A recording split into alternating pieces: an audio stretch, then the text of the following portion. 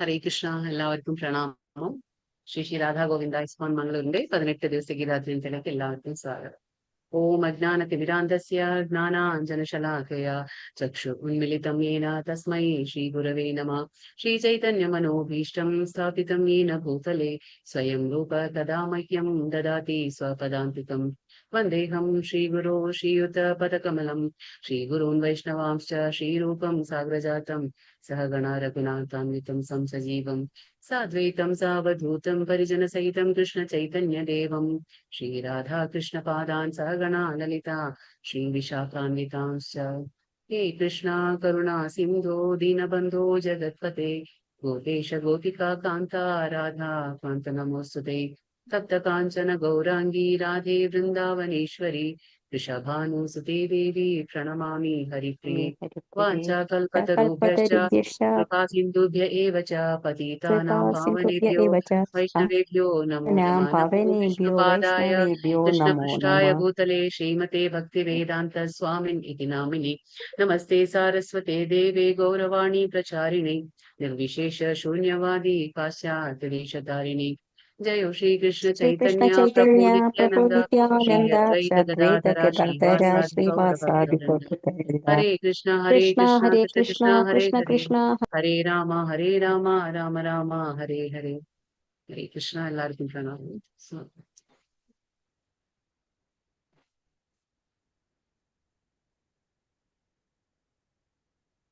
അധ്യായം 11. അപ്പൊ ഇന്നലത്തെ അധ്യായം നമ്മൾ ഏതായിരുന്നു? അധ്യായം ഇന്നലെ ഏതായിരുന്നു? വിഭൂതി യോഗം. അപ്പൊ വിഭൂതി എന്ന് പറഞ്ഞാൽ എന്താണ്? ഭഗവാന്റെ ശക്തികൾ എന്ന് പറയും, ഐശ്വര്യങ്ങൾ എന്നും നമ്മൾ പറയും അല്ലെ. അപ്പൊ ഭഗവാൻ എങ്ങനെയാണ് നമ്മുടെ ഭൗതിക ഇന്ദ്രിയങ്ങൾ കൊണ്ട് ഗ്രഹിക്കാൻ മനസ്സിലാക്കാൻ കഴിയുന്നത്, അതാണ് നമ്മൾ മനസ്സിലാക്കുന്നത്. ഹരേ കൃഷ്ണ. എല്ലാ ഓക്കെ. എന്താ ഡിസ്റ്റർബൻസ് ആണ്?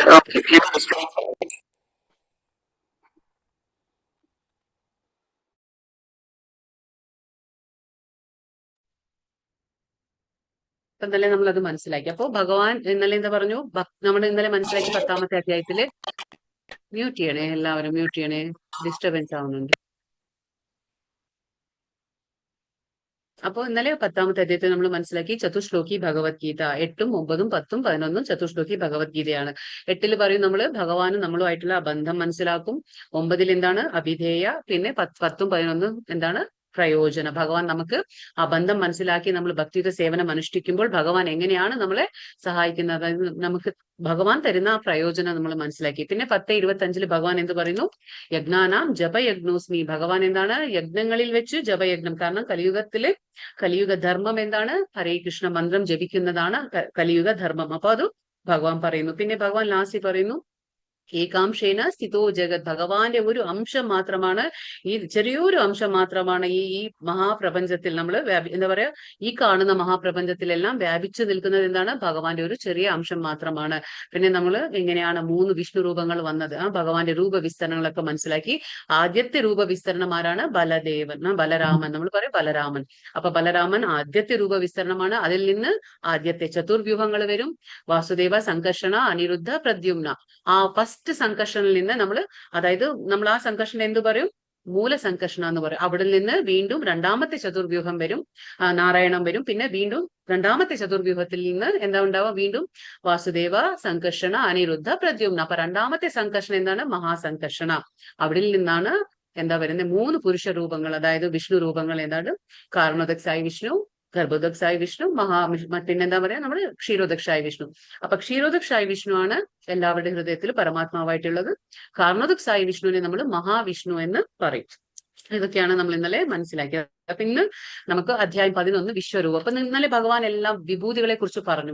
ഭഗവാന്റെ ഐശ്വര്യങ്ങൾ, ഭഗവാൻ എന്തിനൊക്കെ പ്രതിനിധീകരിക്കുന്നു. ഭഗവാൻ അത് നമുക്ക് ഇന്ദ്രിയങ്ങൾക്ക് കാണാൻ എങ്ങനെയാണ് നമ്മൾ പുറത്തിറങ്ങുമ്പോൾ ഒക്കെ നമ്മൾ ഭഗവാന്റെ എങ്ങനെ ദർശിക്കാൻ കഴിയും, നമുക്ക് എന്തൊക്കെ കാണുമ്പോൾ ഭഗവാനെ ഓർക്കാൻ കഴിയും എന്ന് ഭഗവാൻ ഇന്നലെ വിഭൂതി യോഗത്തിൽ പറഞ്ഞു. ഇപ്പൊ ഇന്ന് എന്താണ്? വിരാട രൂപം, അതായത് ഭഗവാന്റെ വിശ്വരൂപം. നമ്മൾ അതിയജ്ഞം 8ാമത്തെ അധ്യായത്തിൽ നമ്മൾ അർജുനൻ 8 ചോദ്യങ്ങൾ ചോദിക്കും.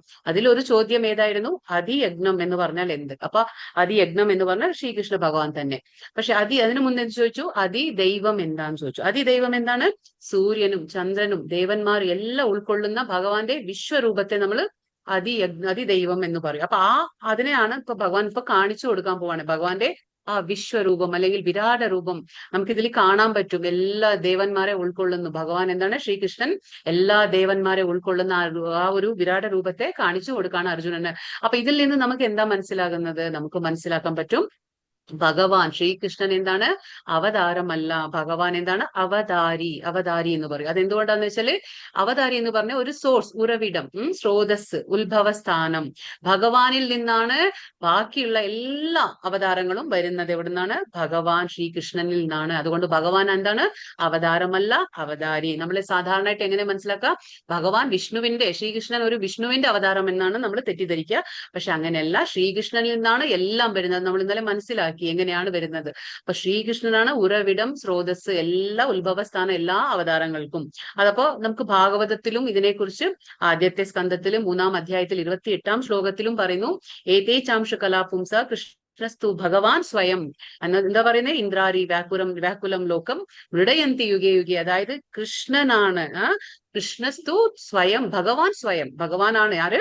ശ്രീകൃഷ്ണനാണ് ഭഗവാൻ. ഇപ്പൊ നമുക്കൊരു ഉദാഹരണം മനസ്സിലാക്കാന്ന് വെച്ചാല്, ഇപ്പൊ പാല്, അത് നമുക്കൊരു സോഴ്സ് എന്ന് പറയാം.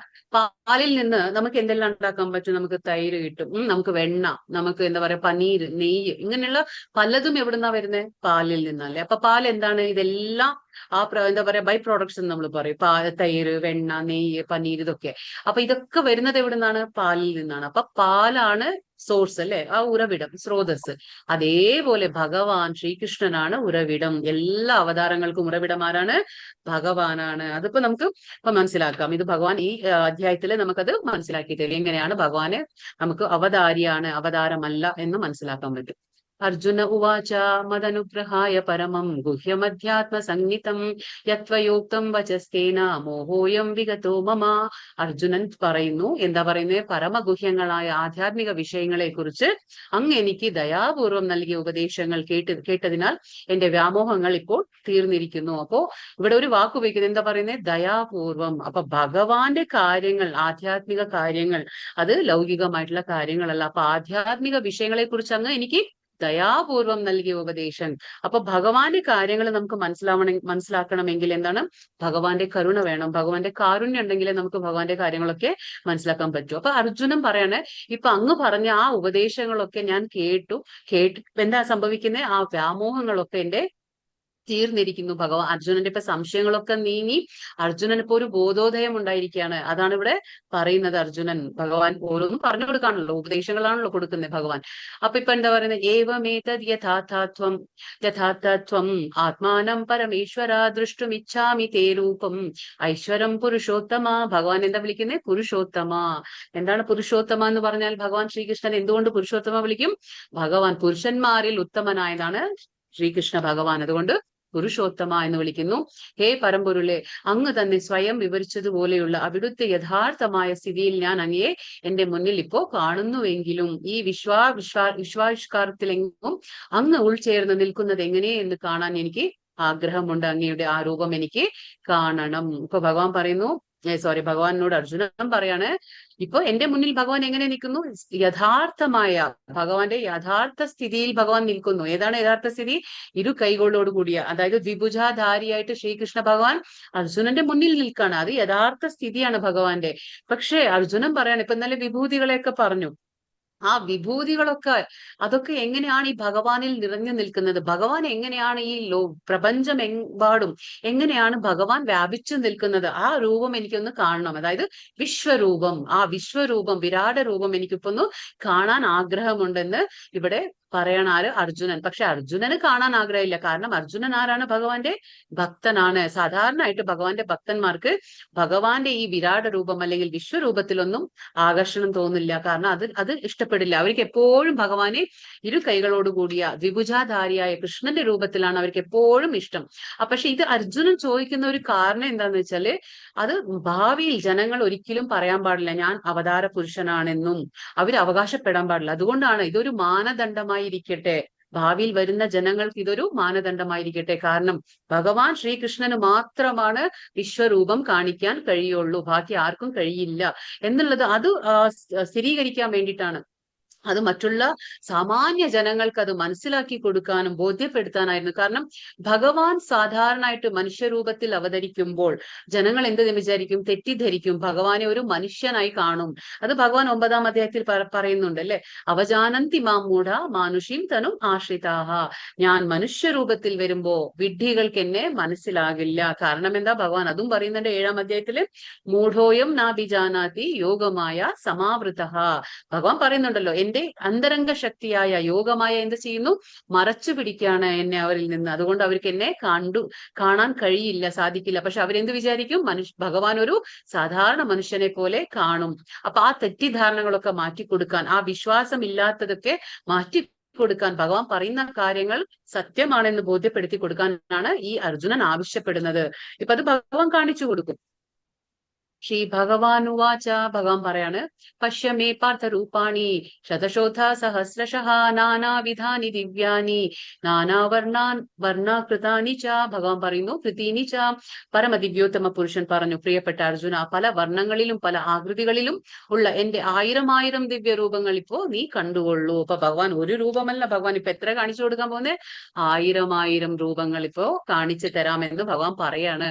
അപ്പോ ഭഗവാൻ എന്താ പറയുന്നത്? പശ്യമേ പാർത്ഥ, ഇപ്പൊ കണ്ടുകൊള്ളൂ. അപ്പൊ നമുക്കൊരു കാര്യം ഈ വിശ്വരൂപത്തിനെ കുറിച്ച് മനസ്സിലാക്കേണ്ടത് എന്താന്ന് വെച്ചാല്, ഈ വിശ്വരൂപം താൽക്കാലികമാണ്. നമ്മൾ മറ്റുള്ള ഭഗവാന്റെ, അതായത് ശ്രീകൃഷ്ണ ഭഗവാന്റെ ബാക്കിയുള്ള അവതാരങ്ങളെ കണക്കാക്കി നോക്കുമ്പോൾ ഈ വിശ്വരൂപം എന്താണ്? താൽക്കാലികം. പക്ഷെ ഭഗവാന്റെ ബാക്കിയുള്ള അവതാരങ്ങൾ, അതായത് വിഷ്ണു രൂപങ്ങളായിക്കോട്ടെ, ഭഗവാന്റെ ഏതൊരു അവതാരവും എന്താണ്? ശാശ്വതമാണ്. അതാണ് വ്യത്യാസം. വിശ്വരൂപത്തിനും മറ്റുള്ള അവതാരങ്ങൾക്കും വ്യത്യാസം എന്താണ്? അതൊക്കെ ശാശ്വതമായ അവതാരങ്ങളും അതിനൊക്കെ ഓരോ ധാമങ്ങളുണ്ട്. എവിടെയാണത്? അതായത് ആധ്യാത്മിക ആകാശത്തിൽ, അതായത് സ്പിരിച്വൽ സ്കൈ എന്ന് നമ്മൾ പറയും. ആധ്യാത്മിക ആകാശം അല്ലെങ്കിൽ പരവ്യോമത്തിൽ അതൊക്കെ സ്ഥിതി ചെയ്യുന്നുണ്ട്. ഭഗവാന്റെ ഓരോ അവതാരങ്ങൾക്കും, അത് ശ്രീരാമനായിക്കോട്ടെ, അത് നരസിംഹനായിക്കോട്ടെ, വാമന, ഏത് അവതാരമായാലും ഭഗവാന്റെ അവതാരങ്ങൾക്ക് എന്താണ്? ഓരോ ധാമങ്ങളുണ്ട്, വൈകുണ്ഠ ലോകങ്ങളുണ്ട് അവിടെ.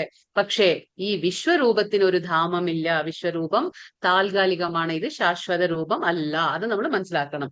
അതുകൊണ്ടാണ് ഇപ്പൊ നമ്മളത് ഭഗവാൻ പറഞ്ഞു കൊടുക്കണം. അതാണ് ഇതിന്റെ പ്രത്യേകത എന്ന് പറഞ്ഞാൽ, ഇതിൽ വിശ്വരൂപത്തിന് ശാശ്വതമായ ധാമമില്ല. അർജുനൻ ആവശ്യപ്പെട്ടത് കൊണ്ട് മാത്രം ഭഗവാൻ കാണിച്ചു കൊടുക്കുകയാണിത്. നതു മാം ശക്യസേ ദൃഷ്ടും അനൈനൈവ സ്വചക്ഷുഷാ ദിവ്യം ദദാമി തേ ചക്ഷു പശ്യമേ യോഗമൈശ്വരം. ഇപ്പൊ ഭഗവാൻ പറയാണ്, പക്ഷെ നിനക്ക്, അതായത് നിന്റെ ഈ നേത്രങ്ങൾക്ക് ഞാൻ ദൃശ്യനാവില്ല. എന്താ പറയുന്നത്? അതുകൊണ്ട് എന്താ വേണ്ടപ്പോ? നിനക്ക് ഞാൻ ദിവ്യ ചക്ഷുസ് നൽകുന്നു. അപ്പോ എന്റെ വിഭൂതികളെ യഥേഷ്ടം കണ്ടുകൊള്ളു. ഇപ്പൊ ഭഗവാൻ ഇന്നലെ വിഭൂതികളെ കുറിച്ച് പറഞ്ഞു. ആ വിഭൂതികളെ എങ്ങനെയാണ് ഭഗവാൻ ഉൾക്കൊള്ളുന്നത് എല്ലാം കാണിച്ചു കൊടുക്കാണ്. ഇപ്പൊ ആ വിഭൂതികളായിട്ട് ആദി ദൈവം രൂപം ആ വിരാട രൂപത്തിൽ കാണിച്ചു കൊടുക്കാണ് ഭഗവാൻ. പക്ഷെ അത് സാധാരണ കണ്ണുകൊണ്ട് കാണാൻ പറ്റില്ല. ഇപ്പൊ അർജുനന്റെ കണ്ണ് എന്താണ്? ചർമ്മ ചക്ഷുസ്. അപ്പൊ ചക്ഷു എന്ന് പറഞ്ഞ എന്താണ്? നേത്രങ്ങൾ, കണ്ണ്. അപ്പൊ ചർമ്മ ചക്ഷു നമുക്ക് 3 രീതിയിൽ പറയാം. അതായത് നമുക്കൊക്കെ സാധാരണയായിട്ടുള്ള കണ്ണുകൾ ഏതാണ്? ചർമ്മ ചക്ഷുസ്.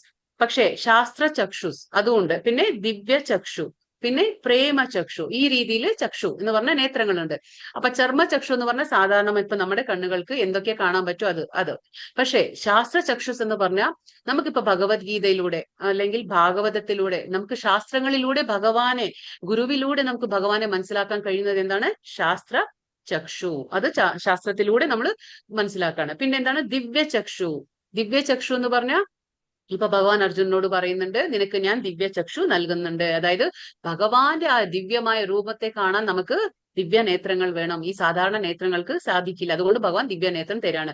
അപ്പോ ആദ്യത്തെ അധ്യായത്തിൽ മനസ്സിലാക്കി, ദിവ്യനേത്രം ആർക്കുണ്ടായിരുന്നു? സഞ്ജയൻ ഉണ്ടായിരുന്നു.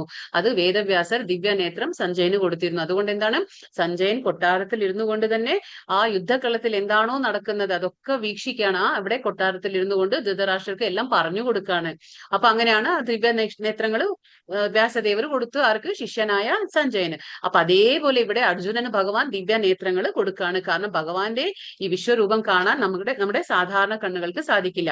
ഇനി അവസാനത്തെ ചക്ഷു ഏതാണ്? പ്രേമ ചക്ഷു. നമ്മൾ പറഞ്ഞില്ലേ, പ്രേമാഞ്ജന ചുരിത ഭക്തി വിലോചനേന. നമ്മുടെ കണ്ണുകൾക്ക്, നമ്മൾ പ്രേമം കൊണ്ട് എഴുതിയ കണ്ണുകൾ കൊണ്ട് മാത്രമേ ഭഗവാനെ ദർശിക്കാൻ കഴിയൂ.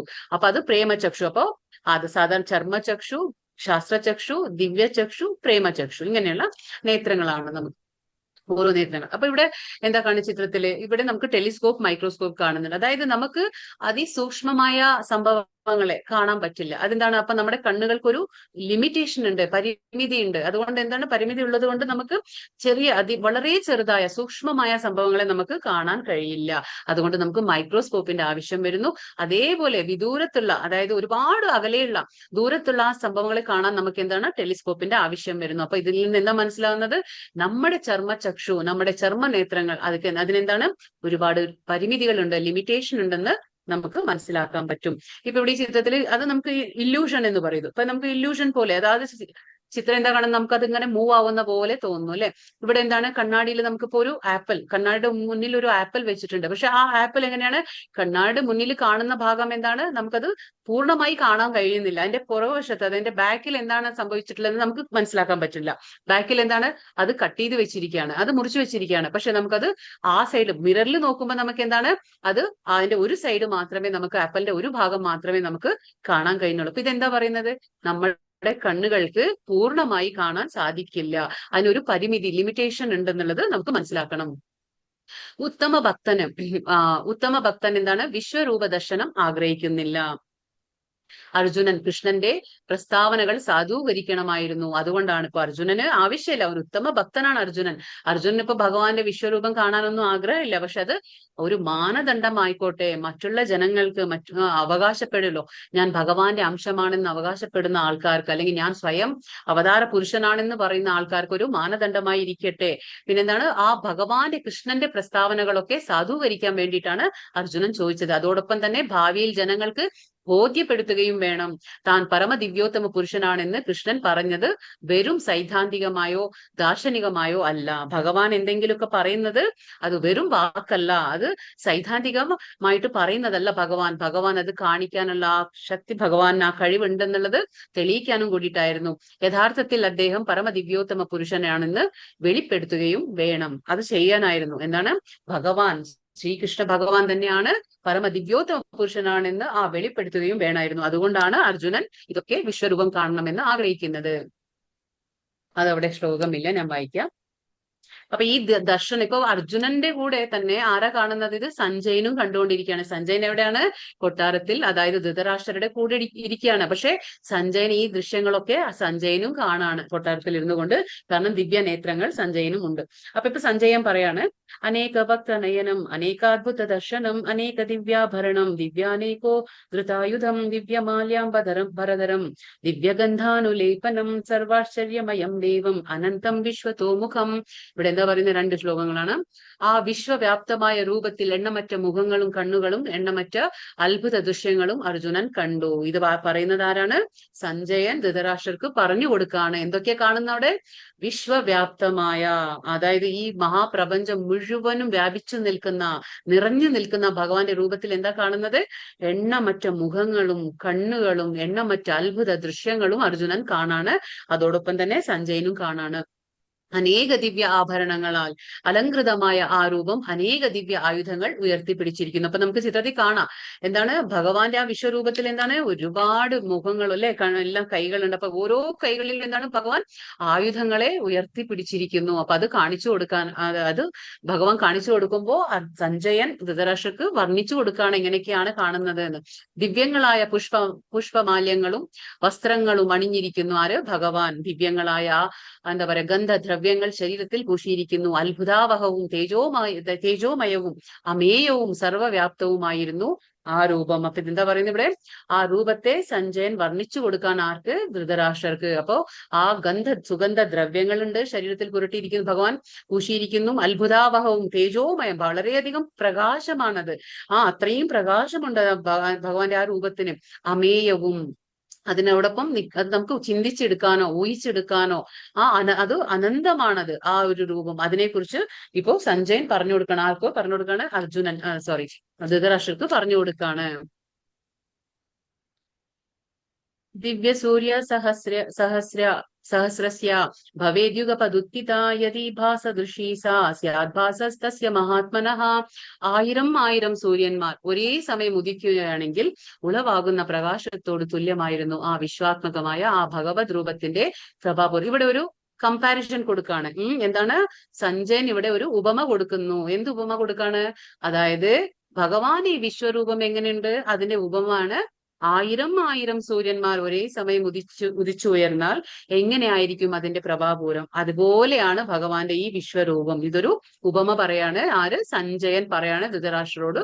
1000 സൂര്യന്മാർ ഒരേ സമയം ഉദിച്ചാൽ എന്താണോ ആ രീതിയിലുള്ള പ്രകാശമാണ് ഈ ഭഗവാന്റെ വിശ്വരൂപത്തിന്.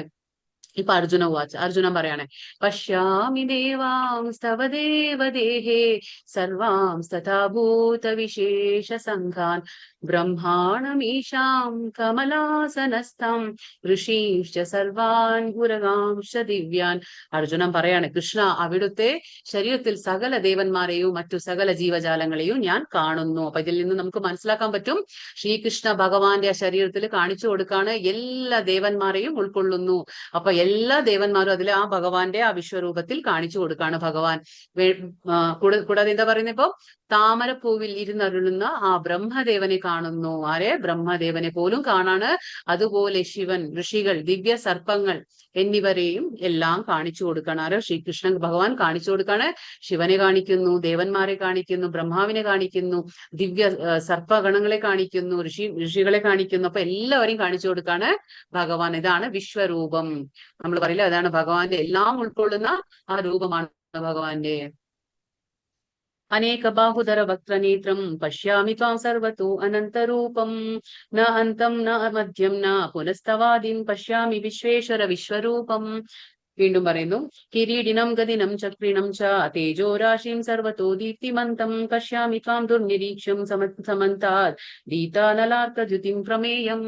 എന്താ പറയുന്നത്? അല്ലയോ ജഗന്നാഥ, വിശ്വരൂപ, അങ്ങയുടെ ശരീരത്തിൽ എല്ലായിടത്തും എണ്ണമറ്റ കൈകളും ഉദരങ്ങളും കണ്ണുകളും ഉരുത്തിരിഞ്ഞു വരുന്നു. അപ്പൊ ഭഗവാനോട് അർജുനൻ പറയണ, ആ രൂപം കണ്ടുകൊണ്ട് പറയണ, ഒരുപാട്, അതായത് എല്ലായിടത്തും കൈകളുണ്ട്, എല്ലായിടത്തും ഉദരങ്ങളുണ്ട്, എല്ലായിടത്തും കണ്ണുകളും, ഇതൊക്കെ ഉരുത്തിരിഞ്ഞു വരുന്നു എന്ന് പറയുന്നു. ഇവയ്ക്ക് അവസാനമില്ല. അർജുനന് മനസ്സിലാക്കാൻ പറ്റുന്നില്ല, എവിടെ നോക്കിയാലും മനസ്സിലാകുന്നില്ല. അതായത് എവിടുന്നാണ് ഇതിന്റെ തുടക്കം, എവിടുന്നാണ് ഇതിന്റെ അന്ത്യം, അത് മനസ്സിലാകുന്നില്ല. അർജുനന് ആദിയോ മധ്യമോ അന്തമോ കാണുന്നില്ല. ആളിക്കത്തുന്ന അഗ്നിയുടെ, അപ്പൊ അർജുനൻ പറയാണ്, ആളിക്കത്തുന്ന അഗ്നിയുടെയും മധ്യാഹ്ന സൂര്യന്റെയും പ്രകാശം പോലെ ചൂഴെ പറക്കുന്നതും കണ്ണഞ്ചിപ്പിക്കുന്നതുമായ മഹാജ്യോതിസ് കൊണ്ട് ദുർദൃശ്യമാണ് അങ്ങയുടെ ഈ രൂപം. ദുർദൃശ്യം എന്ന് പറഞ്ഞാൽ കാണാൻ പറ്റുന്നില്ല എനിക്ക്. ദിവ്യ നേത്രങ്ങൾ ഭഗവാൻ കൊടുത്തിട്ടുണ്ട്, പക്ഷെ അർജുനൻ പറയണ, എനിക്ക് എന്നെ കൊണ്ട് ഇത് കാണാൻ പറ്റുന്നില്ല. കാരണം എല്ലായിടത്തും ഭഗവാന്റെ ആ സർവ്വവ്യാപിയായിട്ട് നിൽക്കാണ് ഭഗവാന്റെ. എല്ലായിടത്തും കണ്ണുകളും, എല്ലായിടത്തും കൈകളും, എല്ലായിടത്തും ഉദരങ്ങളും. ഇങ്ങനെ കാണുമ്പോൾ അർജുനന് വളരെ പ്രയാസം തോന്നാണ്. അത് എങ്ങനെയുണ്ട് പറയണം? ആളിക്കത്തുന്ന അഗ്നി, ഒരു ആളിക്കത്തുന്ന അഗ്നിയുടെ സമീപം നമുക്ക് പോകാൻ പറ്റും. അത്രയും അതിന്റെ ആ ഒരു തേജസ്, അല്ല, ചൂടും എല്ലാം ഉണ്ടായിരിക്കും. അതേപോലെ ഭഗവാന്റെ ഈ ഒരു വിശ്വരൂപത്തിന് അത്രയും പ്രകാശമുണ്ട്. ചൂഴെ പറക്കുന്നതും കണ്ണഞ്ചിപ്പിക്കുന്നതും. അതായത് മധ്യാഹ്ന സൂര്യൻ, നമുക്ക് ഉച്ചനേരത്ത് നമുക്കൊന്ന് പുറത്തിറങ്ങി കഴിഞ്ഞാൽ നമുക്ക് സൂര്യനെ കാണാൻ പറ്റില്ല, അല്ലെ? അത്രയും നമുക്ക് ആ നമ്മുടെ കണ്ണഞ്ചിപ്പിക്കുന്ന പ്രകാശമായിരിക്കും സൂര്യന്റെ. അതുപോലെയാണ് ഭഗവാന്റെ ഈ വിശ്വരൂപം. എങ്കിലും അനേക വിധത്തിലുള്ള കിരീടങ്ങളും ഗദകളും ചക്രങ്ങളും ധരിച്ച തേജോമയമായ ഈ രൂപം ഞാൻ എവിടെയും കാണുന്നു. ഭഗവാന്റെ ഓരോ രൂപത്തിൽ എന്തുണ്ട്? ആയുധങ്ങളുണ്ട്. അപ്പൊ ഓരോ ആയുധങ്ങൾ പിടിച്ചിരിക്കാന് ഗദകളുണ്ട്, ചക്രങ്ങളുണ്ട്, കിരീടങ്ങളുണ്ട്. അപ്പൊ എല്ലാത്തിലും ഇതൊക്കെ ധരിച്ചിട്ടുള്ള ആ തേജോമയമായ രൂപമാണ് ഭഗവാൻ. തേജോ എന്ന് പറഞ്ഞാൽ അത്രയും അത്യുജ്വലമായ രൂപമാണ് ഇവിടെ അർജുനൻ കണ്ടുകൊണ്ടിരിക്കുന്നത് ഭഗവാന്റെ. അപ്പൊ ഇവിടെ ഈ ഭഗവാന്റെ രൂപത്തിനൊരു മാറ്റം സംഭവിക്കുകയാണ്. ഇതൊക്കെ കാണിച്ചു കൊടുത്തു. ഇപ്പൊ ഒരു ഭഗവാന്റെ രൂപത്തിനൊരു മാറ്റം സംഭവിക്കുകയാണ്. എന്താണ് മാറ്റം? നമുക്ക് നോക്കാം. അമീചത്വാം ധൃതരാഷ്ട്രസ്യ പുത്രാഹ സർവേ സഹൈവാവനി പാലസംഘൈ ഭീഷ്മോ ദ്രോണസൂതപുത്രസ്തഥാസൗ സഹാസ്മദീയൈരപി യോധമുഖൈഃ വക്രാണി തേ ത്വർമാണോ വിശന്തി ദംഷ്ട്രാകരാളാനി ഭയാനകാനി കേചിത് വിലഗ്നാത ശാനാന്തരേഷു സന്ദൃശ്യന്തെ ചൂർണിതൈർ ഉത്തമാംഗൈഹി. ഇപ്പോൾ ഇവിടെ ഒരു ചേഞ്ച് വരാൻ പോവാണ്. ഇപ്പോൾ എന്താണ് സംഭവിക്കുക? ഭഗവാന്റെ വിശ്വരൂപം മാറുകയാണ്. എന്താണ്? ധൃതരാഷ്ട്രപുത്രന്മാരെല്ലാവരും, അവരെ സഹായിക്കുന്ന രാജാക്കന്മാരും അതായത് ഭീഷ്മരായിക്കോട്ടെ, ദ്രോണർ, കർണർ എന്നിവരും നമ്മുടെ യോദ്ധാക്കളിൽ പ്രമുഖന്മാരെല്ലാം അങ്ങയുടെ ഭീകരങ്ങളായ വായ്പുള്ളിലേക്ക് അതിവേഗത്തിൽ കടന്നു പോവുകയാണ്. ആ ദംശങ്ങൾക്കിടയിൽപ്പെട്ട് ചിലരുടെ ശിരസ്സുകൾ ചതഞ്ഞറിയുന്നു. അപ്പൊ ഇവിടെ എന്താണ്? ഭഗവാന്റെ വിശ്വരൂപം മാറുകയാണ്. അതിഭീകരമായിട്ടുള്ള രൂപമാണ് ഭഗവാന്റെ വിശ്വരൂപം. ഇപ്പൊ എന്താ സംഭവിക്കുന്നത് ഇവിടെ? ഇവിടെ സംഭവിക്കുന്നത് വെച്ചാൽ ഭഗവാന്റെ ആ ഭീകരമായ വായ്പുള്ളിലേക്ക് ആരാ കടന്നു പോകുന്നത്? എല്ലാവരും. അതായത് എന്താ പറയാ, എതിർപക്ഷത്ത് നിൽക്കുന്ന എന്താ പുത്രന്മാരുടെ, അതായത് ദുര്യോധനാദികൾ എല്ലാവരും. അതിൽ ആരൊക്കെയുണ്ട് അവിടെ? എതിർപക്ഷത്ത് ആരൊക്കെയുണ്ട്? ഭീഷ്മനുണ്ട്, ദ്രോണരുണ്ട്, കർണനുണ്ട്. അപ്പൊ ഇവരൊക്കെ തന്നെ അതേപോലെ തന്നെ അർജുനന്റെ സൈഡിലായത് അർജുനന്റെ പക്ഷത്തുള്ള പ്രമുഖ യോദ്ധാക്കൾ എല്ലാവരും കൂടിയിട്ട് എന്താ ചെയ്യുന്നത്? ഭഗവാന്റെ ആ ഭീകരമായ വായ്പുള്ളിലേക്ക് അതിവേഗത്തിൽ കടന്നു പോവുകയാണ്. ദംശങ്ങൾക്കിടയിൽ, ഭഗവാന്റെ ആ ദംശങ്ങൾക്കിടയിൽ, പല്ലുകൾക്കിടയിൽ എന്താണ്? ചിലരുടെ ശിരസ്സുകൾ, തലകളെല്ലാം ചതഞ്ഞറിയുന്നു. ഇതാണ് ഒരു ഭീകരമായ ദൃശ്യമാണ് ഇപ്പോ അർജുനൻ കാണുന്നത്. അപ്പൊ ഇവിടെ എല്ലാം തന്നെ ഇതിൽ നിന്നും ഭഗവാൻ കാണിച്ചു കൊടുക്കാണ്. ഭഗവാൻ അവരെയൊക്കെ നേരത്തെ തന്നെ സംഹരിക്കുന്നു. യുദ്ധം തുടങ്ങിയിട്ടില്ല, പക്ഷെ അതിനു മുന്നേ തന്നെ ഭഗവാൻ അതിന്റെ ആ റിസൾട്ട് കാണിച്ചു കൊടുക്കുകയാണ്. അതായത് ഭഗവാൻ നേരത്തെ തന്നെ ഇതൊക്കെ ചെയ്തു കഴിഞ്ഞു, സംഹരിച്ചു കഴിഞ്ഞു അവരെയൊക്കെ എന്ന് കാണിച്ചു കൊടുക്കുകയാണ് ഭഗവാൻ ഇതിലൂടെ. അതാണ് നമുക്ക് മനസ്സിലാക്കേണ്ടത് ഇതിൽ. ആഖ്യാഹിമേ കോ ഭവാനുഗ്രൂപോ നമോസ്തുതേ ദേവവര പ്രസീദ വിജ്ഞാതുമിച്ഛാമി ഭവന്തമാദ്യം നഹി പ്രജാനാമി തവ പ്രവൃത്തിം. ഇപ്പൊ ഇവിടെ പറയുന്ന ദേവാദിദേവ ഉഗ്രമൂർത്തെ എന്ന് എന്തുകൊണ്ടാണ് ഭഗവാനെ വിളിക്കുന്നത്? അതായത് ഭഗവാന്റെ ഇപ്പൊ അവതാരം ഒരു എന്താ പറയാ, ഭീകരമായ ഒരു രൂപം എടുത്തിരിക്കുകയാണ്. ഉഗ്ര രൂപത്തിലാണ് ഇപ്പൊ ഭഗവാൻ കാണിച്ചു കൊടുക്കുന്നത്. കാരണം ഭഗവാന്റെ ആ വായ്ക്കുള്ളിൽ എല്ലാവരും അതിവേഗത്തിൽ കടന്നു പോകുന്നു. ദംശങ്ങൾക്കിടയിൽ ശിരസ്സുകളൊക്കെ അറിഞ്ഞു പോകുന്നു. അപ്പൊ ഇതൊക്കെ കാണുമ്പോൾ അർജുനന് ഒരു പേടി വരികയാണ്, ഭയങ്കരമായിട്ട് പേടി വരികയാണ്. അപ്പൊ പറയുന്നത്, ഉഗ്രമൂർത്തെ, അങ്ങ് ആരാണ്? അങ്ങ് ആരാണ്? പറഞ്ഞു തരൂ, ഞാൻ പ്രണമിക്കുന്നു, എന്നിൽ കനിയണമേ. ആദി പുരുഷനായ അങ്ങയെ എനിക്കറിയണം. അങ്ങയുടെ ഈ ദൗത്യം എന്തെന്ന് മനസ്സിലാകുന്നില്ല. അതായത് ചോദിക്കാണ് ഭഗവാൻ, എന്താണ് ഭഗവാന്റെ ഉദ്ദേശം? എന്തിനാണ് ഇങ്ങനെ ഒരു ഉഗ്രരൂപം കാണിച്ചു തരുന്നത്? വിശ്വരൂപം കാണിച്ചു കൊടുക്കാണ്, പക്ഷെ ഇങ്ങനെ ഒരു ഉഗ്രരൂപം കാണുമ്പോൾ പേടിയാവണം. എന്താണ് ഈ സംഭവിക്കുന്നത്? അപ്പൊ എന്താണ് ഭഗവാന്റെ ദൗത്യം? എന്താണ്? ആരാണങ്ങ്? എന്നോട് കനിയണമേ, എനിക്കൊന്ന് ദയവായി പറഞ്ഞു തരൂ എന്ന് ചോദിക്കാണ്. ആര്? അർജുനൻ. പേടിച്ചിരിക്കുകയാണ് ഇപ്പൊ അർജുനൻ. അപ്പൊ ഇവിടെ ഭഗവാൻ പറയണേ, ശ്രീ ഭഗവാനുവാച കാലോസ്മി ലോകക്ഷയകൃത് പ്രവൃദ്ധോ ലോകാൻ സമാഹർത്തുമിഹ പ്രവൃത്ത ഋതേപി ത്വാം ന ഭവിഷ്യന്തി സർവേ യേ അവസ്ഥിത പ്രത്യനികേഷു യോധ. ഭഗവാൻ പറയണേ, പരമദിവ്യോത്തമ പുരുഷൻ പറഞ്ഞു, സമസ്ത ലോകങ്ങളെയും സംഹരിക്കുന്ന കാലമാകുന്നു. ഭഗവാൻ ആരാണ്? ഭഗവാൻ പറയണേ, കാലോസ്മി ലോകക്ഷയകൃത്. കാലോസ്മി ലോകക്ഷയകൃത് എന്ന് പറഞ്ഞാൽ സമസ്ത ലോകങ്ങളും, സമസ്ത ലോകം എന്ന് പറഞ്ഞാൽ ഭൂമി ആയിക്കോട്ടെ, ഊർധ്വലോകമായിക്കോട്ടെ, അധോലോകമായിക്കോട്ടെ, എല്ലാ ലോകങ്ങളെയും സംഹരിക്കുന്ന കാലമാണ് ഭഗവാൻ. നമ്മൾ പറഞ്ഞില്ലേ, ഭഗവാനെ നമ്മൾ വിശ്വസിച്ചാലും ഇല്ലെങ്കിലും നമ്മൾ മരണസമയത്ത് ഭഗവാനെ നേരിട്ടേ മതിയാവുള്ളൂ. അപ്പൊ ഭഗവാൻ എല്ലാത്തിനെയും സൃഷ്ടിക്കുന്നുവെങ്കിലും ഭഗവാൻ എല്ലാത്തിനെയും സംഹരിക്കുന്ന കാലമാകുന്നു ഭഗവാൻ. ഈ കാണുന്ന ജനങ്ങളെയെല്ലാം നശിപ്പിക്കുവാനാണ് ഞാൻ ഇവിടെ സന്നിഹിതനായിരിക്കുന്നത്. അപ്പൊ എന്താണ് പറയുന്നത്? ആ കുരുക്ഷേത്ര യുദ്ധത്തില് അവിടെ ആരൊക്കെ അവിടെ ആരൊക്കെ ചേർന്നിട്ടുണ്ടോ, അവിടെ വന്നു ചേർന്നിട്ടുണ്ടോ, അവരെയൊക്കെ സംഹരിക്കാനായി, അതുകൊണ്ടാണ് ഭഗവാൻ അവിടെ നശിപ്പിക്കാനായിട്ടാണ് ഭഗവാൻ അവിടെ സന്നിഹിതനായിരിക്കുന്നത് എന്ന് ഭഗവാൻ പറഞ്ഞു കൊടുക്കാണ്. നിങ്ങൾ പാണ്ഡവരൊഴികെ, അവിടെ ഭഗവാൻ ഒരു കാര്യം പറയുന്നു, നിങ്ങൾ ഒഴികെ, അതായത് പാണ്ഡവരൊഴികെ രണ്ടു കക്ഷിയിലും പെട്ട യോദ്ധാക്കളേവരും കൊല്ലപ്പെടും. എന്തുകൊണ്ട് പാണ്ഡവരില്ല എന്ന് പറയുമ്പോൾ, പാണ്ഡവർ എന്താണ്? ധർമ്മിഷ്ഠരാണ്. അവരെപ്പോഴും ധർമ്മത്തിന്റെ വഴിയിൽ സഞ്ചരിക്കുന്നവരാണ്. അപ്പൊ നമുക്കറിയാം, ധർമ്മത്തിന്റെ വഴിയിൽ സഞ്ചരിക്കുമ്പോൾ അവിടെ കൂടെ ആരുണ്ടാവും? ഭഗവാൻ ഉണ്ടാവും. കാരണം അതായത് ധർമ്മസ്യ പ്രഭുർ അച്യുതഃ, ധർമ്മത്തിന്റെ പ്രഭു ആരാണ്? അത് അച്യുതനാണ്, കൃഷ്ണനാണ്. അതുകൊണ്ട് ധർമ്മത്തിൽ സഞ്ചരിക്കുന്നവർക്ക് പേടിക്കേണ്ട ആവശ്യമില്ല. അപ്പൊ അതൊക്കെ അധർമ്മത്തിൽ ആരൊക്കെയാണോ നിൽക്കുന്നത് അവരെയൊക്കെ നശിപ്പിക്കാൻ വന്നിരിക്കുന്ന കാലമാണെന്ന് ഭഗവാൻ പറഞ്ഞു കൊടുക്കാണ്. തസ്മാത് ത്വാം ഉത്തിഷ്ഠ യശോ ലഭസ്വ ജിത്വാ ശത്രുൻ ഭുങ്ക്തേ രാജ്യം സമൃദ്ധം മയൈവൈതേ നിഹിതാ പൂർവമേവ നിമിത്തമാത്രം ഭവ സവ്യസാചിൻ. ഇവിടെ ഭഗവാൻ അർജുനനെ ഒരു പുതിയ പേരും കൂടി വിളിക്കുകയാണ്. ഭഗവാൻ അർജുനനെ എന്തെല്ലാം വിളിച്ചു അല്ലെ? കൗന്തേയ, ഭാരത, ഗുഡാകേശ, പിന്നെന്താ പറയുന്നേ? പരന്തപ, കുന്തിപുത്ര, ശത്രുഞ്ജയ, ഇങ്ങനെയുള്ള ഒരുപാട് പേര്. ഗുഡാകേശ എന്ന് പറയുന്നു. ഗുഡാകേശ എന്ന് പറഞ്ഞാൽ എന്താണ്? ഗുഡാക്ക എന്ന് പറഞ്ഞ നിദ്ര അല്ലെങ്കിൽ അജ്ഞാനം, രണ്ടു മീനിങ് വരും. ഗുഡാക്ക എന്ന് പറഞ്ഞാൽ നിദ്ര അല്ലെങ്കിൽ അജ്ഞാനം. അപ്പൊ ഗുഡാകേശ എന്ന് ഭഗവാൻ അർജുനനെ വിളിക്കുന്നത് എന്തുകൊണ്ടാണ്? അർജുനൻ എന്താ പറയാ, അജ്ഞാനമാകുന്ന ആ നിദ്രയെ ജയിച്ചവനാണ്. അജ്ഞാനമാകുന്ന നിദ്രയെ ജയിച്ചവൻ ആരാണ്? അർജുന. അതുകൊണ്ട് ഗുഡാകേശ. ഇപ്പൊ ഇവിടെ എന്താ വിളിക്കുന്നത്? സവ്യസാച്ചിൻ. അർജുനനെ എന്ത് വിളിക്കുന്നു? സവ്യസാച്ചിൻ. സവ്യസാച്ചിൻ എന്ന് പറഞ്ഞാൽ രണ്ട് കൈകൾ കൊണ്ടും അമ്പെയ്യാൻ കഴിവുള്ള ഒരു വ്യക്തിയാണ് അർജുനൻ. ഇപ്പൊ നമുക്കൊക്കെ എന്ന് വെച്ചാൽ നമ്മുടെ വലത് കൈന്റെ ആ ഒരു പ്രവൃത്തികൾ നമുക്ക് ഇടത് കൈ കൊണ്ട് ചെയ്യാൻ പറ്റില്ല. കാരണം നമുക്ക് അത്രയും ആ ഒരു പ്രാക്ടീസ് ഇതിലുണ്ടാവില്ല. നമുക്ക് വലത് കൈയായിരിക്കും നമ്മൾ കൂടുതൽ ഉപയോഗിക്കുന്നത്. അപ്പൊ ഇതിൽ ചെയ്യുന്ന ആ പെർഫെക്ഷൻ നമുക്ക് ഇടത് കൈയിൽ കിട്ടില്ല. പക്ഷെ അർജുനൻ അങ്ങനെയല്ല. അർജുനന് രണ്ട് കൈകളും ഒരുപോലെ ഉപയോഗിക്കാൻ കഴിവുള്ള ഒരു വ്യക്തിയാണ് അർജുനൻ. രണ്ട് കൈയിലും ഒരേപോലെ അമ്പെയ്യാൻ കഴിവുണ്ട് അർജുനൻ. അതുകൊണ്ട് സവ്യസാച്ചിൻ ആ പേര് ഭഗവാൻ പറയുന്നു. അതിനാൽ എഴുന്നേൽറ്റ് നിൽക്കൂ. ഭഗവാൻ അർജുനോട് പറയാണ്, അതുകൊണ്ട് ഇപ്പോ ഞാൻ നിങ്ങൾ ഒഴികെ ബാക്കി എല്ലാവരും ഞാൻ നശിപ്പിക്കാൻ വന്നിരിക്കുന്ന കാലമാണ്. അതുകൊണ്ട് നീ എഴുന്നേൽറ്റ് നിൽക്കൂ. പൊരുതി യശസ് നേടാൻ തയ്യാറാകൂ. അപ്പോ യുദ്ധം ചെയ്യൂ. നിന്റെ ധാർമ്മിക ബാധ്യത എന്താണ്? കടമ എന്താണ്? യുദ്ധം ചെയ്യുന്നത്. അത് നീ ചെയ്യൂ. ശത്രുക്കളെ ജയിച്ചിട്ട് സമൃദ്ധമായ രാജ്യം ഭരിക്കൂ. അപ്പൊ കാരണം എന്താ വെച്ചാൽ ഭഗവാൻ കാണിച്ചു കൊടുക്കണം. ഓൾറെഡി ഭഗവാൻ എല്ലാവരെയും നശിപ്പിച്ചു കഴിഞ്ഞു, കൊന്നു കഴിഞ്ഞു. അപ്പൊ ഭഗവാൻ അതുകൊണ്ട് പറയാണ്, നീ ഇനിയിപ്പോ എഴുന്നേറ്റ് യുദ്ധം ചെയ്യൂ. നിന്റെ ഒരു കർത്തവ്യം എന്ന നിലയ്ക്ക് നീ യുദ്ധം ചെയ്താൽ മാത്രം മതി. ഞാൻ അവരെ മുമ്പ് തന്നെ കൊന്നു കഴിഞ്ഞു. ഭഗവാൻ കാണിച്ചു കൊടുക്കാണ്. വിശ്വരൂപത്തില് എല്ലാവരെയും ഭഗവാൻ കൊന്നു കഴിഞ്ഞു. എന്താണ് ഈവൻ എന്താ പറയാ, അർജുനന്റെ സൈഡിലുള്ള പ്രമുഖന്മാർ പോലും അവിടെ നശിപ്പിച്ചു ഭഗവാൻ. അപ്പൊ ഭഗവാൻ ആദ്യം പറയാണ്, ഞാൻ എല്ലാവരെയും കൊന്നു കഴിഞ്ഞു. ഇനി നീ എന്താ ചെയ്യേണ്ടത്? നീ കേവലം ഒരു ആയുധമാവുന്നതേ ഉള്ളൂ. അതായത് ഭഗവാൻ ആസൂത്രണം ചെയ്തു കഴിഞ്ഞു. ഭഗവാൻ എന്തെങ്കിലുമൊക്കെ പ്ലാൻ ചെയ്തു കഴിഞ്ഞാൽ, ആസൂത്രണം ചെയ്തു കഴിഞ്ഞാൽ നമുക്കൊന്നും ചെയ്യാൻ കഴിയില്ല. അപ്പൊ ഭഗവാൻ പറയണം, ഞാൻ ഇതെല്ലാം പ്ലാൻ ചെയ്തു കഴിഞ്ഞു, ഞാൻ എന്റെ ആസൂത്രണം ചെയ്തു കഴിഞ്ഞു. ഇനിയിപ്പൊ നീ അതിലൊരു ഉപകരണം മാത്രമായാൽ മതി. അതാണ് പറയുന്നത് ഭവസവ്യസാച്ചിൻ. ഭവസവ്യസാച്ചിൻ എന്ന് പറഞ്ഞാൽ നീ വെറും ഒരു ഉപകരണം മാത്രമായാൽ മതി. അതാണ് പറയുന്നത്, ഒരു ആയുധമാവുന്നതേ ഉള്ളൂ. നീ നിന്റെ കർത്തവ്യം എന്ന നിലയ്ക്ക്, നീ നിന്റെ ഒരു ധാർമ്മിക ബാധ്യത, ക്ഷത്രിയന്റെ ധാർമ്മിക ബാധ്യത എന്ന നിലയ്ക്ക് നീ യുദ്ധം ചെയ്താൽ മാത്രം മതി. ബാക്കിയൊക്കെ ഞാൻ നേരത്തെ തന്നെ ചെയ്തു കഴിഞ്ഞു എന്ന് അർജുനനോട് പറഞ്ഞു കൊടുക്കുകയാണ്. അതുകൊണ്ടാണ് ഭവസവ്യസാച്ചിൻ എന്ന് ഭഗവാൻ പറഞ്ഞു കൊടുക്കുന്നത്.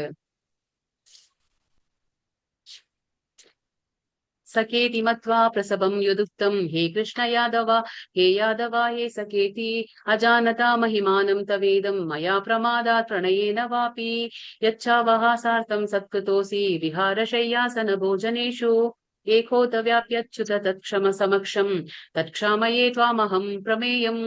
ഭഗവാനോട് അർജുനൻ പറയണേ, അതായത് അങ്ങയുടെ മഹത്വം എന്തെന്നറിയാതെ ഈ വിശ്വരൂപം കണ്ടിട്ട് അർജുനൻ ഇപ്പൊ മനസ്സിലാവാണ് ഭഗവാൻ ആരാണ് അല്ലെ. ഇരു കൈകളോടുകൂടി എത്രയും സൗമ്യ രീതിയിൽ നിൽക്കുന്ന ആ കൃഷ്ണന്റെ വിശ്വരൂപം ഇപ്പൊ കണ്ടു കഴിഞ്ഞിട്ട് അർജുനൻ പറയണേ, അങ്ങയുടെ മഹത്വം എന്തെന്നറിയാതെ സുഹൃത്ത് എന്നൊക്കെ മാത്രം കരുതി ഹേ കൃഷ്ണ യാദവ ചങ്ങാതി എന്നെല്ലാം ഞാൻ അങ്ങയെ സ്നേഹത്തിലോ സംഭ്രാന്തിയിലോ ഞാൻ വിളിച്ചു പോന്നു. സംഭ്രാന്തി എന്ന് പറഞ്ഞാൽ ഒരു എന്താ പറയാ, ആ ഒരു പരിഭ്രമിച്ചുകൊണ്ട് ഞാൻ എനിക്ക് ഭഗവാനെ അറിയാതെ, ഭഗവാന്റെ മഹത്വം ഒന്നും ഞാൻ മനസ്സിലാക്കാതെ സാധാരണ ഒരു കൂട്ടുകാരനെ പോലെ, നമ്മളിപ്പോ വിളിക്കുന്ന പോലെ ചങ്ങാതി യാദവ കൃഷ്ണ എന്നൊക്കെ ഞാൻ അങ്ങേ ഒരു സ്നേഹത്തിലോ സംഭ്രാന്തിയിലോ വിളിച്ചു പോന്നു. നാം തനിച്ചായിരിക്കുമ്പോഴും, അതായത് കൃഷ്ണനും അർജുനനും തനിച്ചായിരിക്കുമ്പോഴും മറ്റുള്ളവർക്കിടയിൽ ഇരിക്കുമ്പോഴും വിനോദിക്കുകയോ ഇരിക്കുകയോ ഒരേ കിടക്കയിൽ കിടക്കുകയോ ആഹാരം കഴിക്കുകയോ ചെയ്യുന്ന അവസരങ്ങളിലൊക്കെ എന്താണ് അർജുനൻ ചെയ്തത്? പലപ്പോഴും അങ്ങയെ വേണ്ടത്ര മാനിക്കാതെ അപഹസിച്ചിട്ടുണ്ട്. അപ്പൊ അർജുനൻ പറയണേ, ഞാൻ എന്തൊക്കെ ചെയ്തു അല്ലെ, ഭഗവാന്റെ ആ മഹത്വത്തെ കുറിച്ച് മനസ്സിലാക്കാതെ ഞാൻ അങ്ങയെ ഇത്രയ്ക്കധികം ലളിതമായിട്ട്, അതായത് ഓരോ പേരുകളും വിളിച്ച് ഭഗവാനെ അപഹസിച്ചിട്ടുണ്ട് ഞാൻ. അപ്പൊ ഇപ്പൊ ഭഗവാനോട് പറയണേ അച്യുത. അച്യുത എന്ന് പറഞ്ഞാൽ ചുതി സംഭവിക്കാത്തവൻ. ഭഗവാന്റെ ഭക്തന്മാർക്ക് ഒരിക്കലും സ്നേഹം കാണിക്കാൻ പരാജയപ്പെടാത്തവനാണ് ഭഗവാൻ അച്യുത. അപ്പൊ അങ്ങനെ പറയണേ, അങ്ങനെ പറ്റിപ്പോയ എന്റെ പിഴകൾക്കെല്ലാം അങ്ങയോട് ഞാനിതാ ഇപ്പോ മാപ്പ് ചോദിക്കുന്നു. ആരാണ്? അർജുനൻ മാപ്പ് ചോദിക്കുകയാണ് കൃഷ്ണനോട്. അതായത് ഈ വിശ്വരൂപമൊക്കെ കണ്ടു കഴിഞ്ഞു. അപ്പം മനസ്സിലാവണം, അതായത് ഇത്രയും മഹത്വമുള്ള ഒരു വ്യക്തിയാണ് എന്റെ കൂടെ ഓടി നടന്ന് കളിച്ച് ഇങ്ങനെ എന്റെ കൂടെ കടന്നിരുന്നതും ഭക്ഷണം കഴിച്ചിരുന്നതും വിനോദിച്ചിരുന്നതും എല്ലാം ഈ വ്യക്തിയായിരുന്നു. പക്ഷെ ഇതൊന്നും ഞാൻ മനസ്സിലാക്കാതെ, ഇതൊന്നും ഞാൻ അറിയാതെ ഞാൻ എന്ത് ചെയ്തു പോയി? ഞാൻ ഭഗവാനെ വേണ്ടുന്ന പോലെ മാനിക്കാതെ അപഹസിച്ചിട്ടുണ്ട്. അപ്പൊ അതിനൊക്കെ ഇപ്പോ അറിയാതെ പറ്റിപ്പോയ ആ പിഴകൾക്കെല്ലാം ഇപ്പൊ മാപ്പ് നൽകൂ എന്ന് ഭഗവാനോട് ചോദിക്കുകയാണ്. അപ്പൊ ഭഗവാൻ പറയണേ, മാതേ വൃഥാ മാച്ച വിമൂഢഭാവോ ദൃഷ്ടാരൂപം ഘോരമീദൃഗ്മേദം വ്യപേതഭി പ്രീതമാനാ പുനസ്ത്വം തദേവ മേ രൂപമിദം പ്രവിശ്യ ഇപ്പൊ ഭഗവാൻ മനസ്സിലാവാണ്, അതായത് അർജുനൻ തന്റെ വിശ്വരൂപം കണ്ട് പേടിച്ചു എന്നുള്ളത് ഭഗവാൻ ഇപ്പൊ മനസ്സിലായി.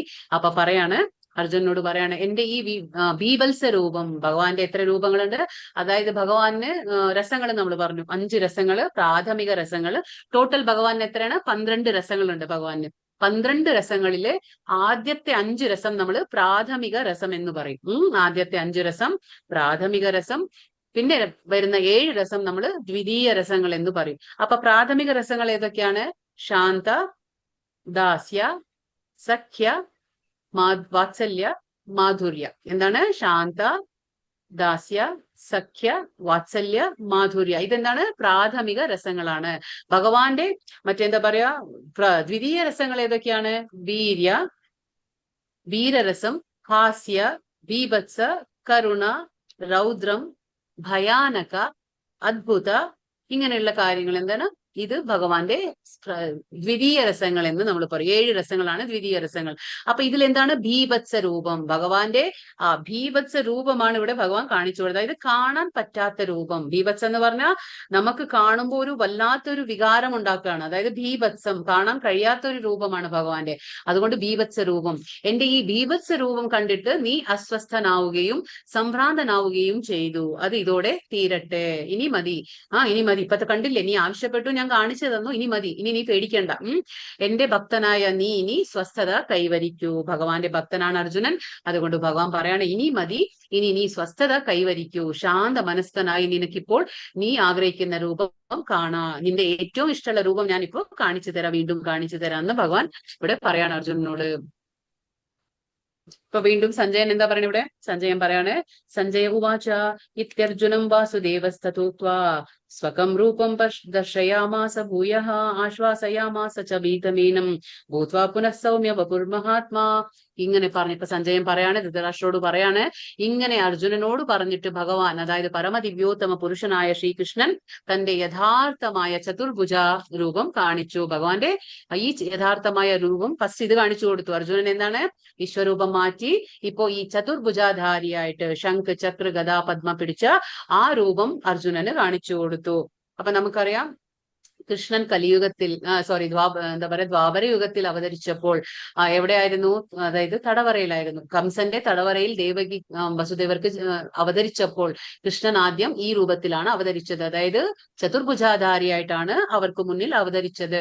പക്ഷെ അവരുടെ അപേക്ഷ അനുസരിച്ച് അവരിച്ഛിച്ചപ്പോൾ, ആഗ്രഹിച്ചപ്പോൾ ഭഗവാൻ വീണ്ടും ഒരു കുഞ്ഞായി, എന്താ പറയാ, ദ്വിഭുജാധാരിയായിട്ട് വരികയാണ് ചെയ്തത്. ആദ്യം ഇങ്ങനെയാണ് എന്താ പറയാ, നമ്മുടെ ദേവകിക്കും വസുദേവനും ദർശനം കൊടുത്തത്. അതായത് ഇങ്ങനെയാണ് ഭഗവാൻ അവതരിച്ചത് കംസന്റെ തടവറയിൽ. പിന്നീടാണ് അവരപേക്ഷിച്ചപ്പോൾ, അവർ റിക്വസ്റ്റ് ചെയ്തപ്പോൾ ഭഗവാൻ എന്തായി?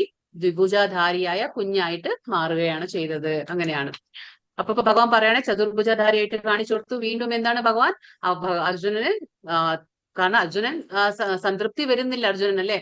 എപ്പോഴും ഭക്തന്മാർക്ക് എന്താണ്? ഭഗവാന്റെ ഇരു കൈകളോടുകൂടിയ വിഭുജാധാരിയായ രൂപമാണ് എപ്പോഴും ഇഷ്ടം. അതുകൊണ്ട് എന്താണ്? വീണ്ടും പിന്നീട് ഭീതനായിരുന്ന, ഭീതൻ എന്ന് പറഞ്ഞ എന്താണ്?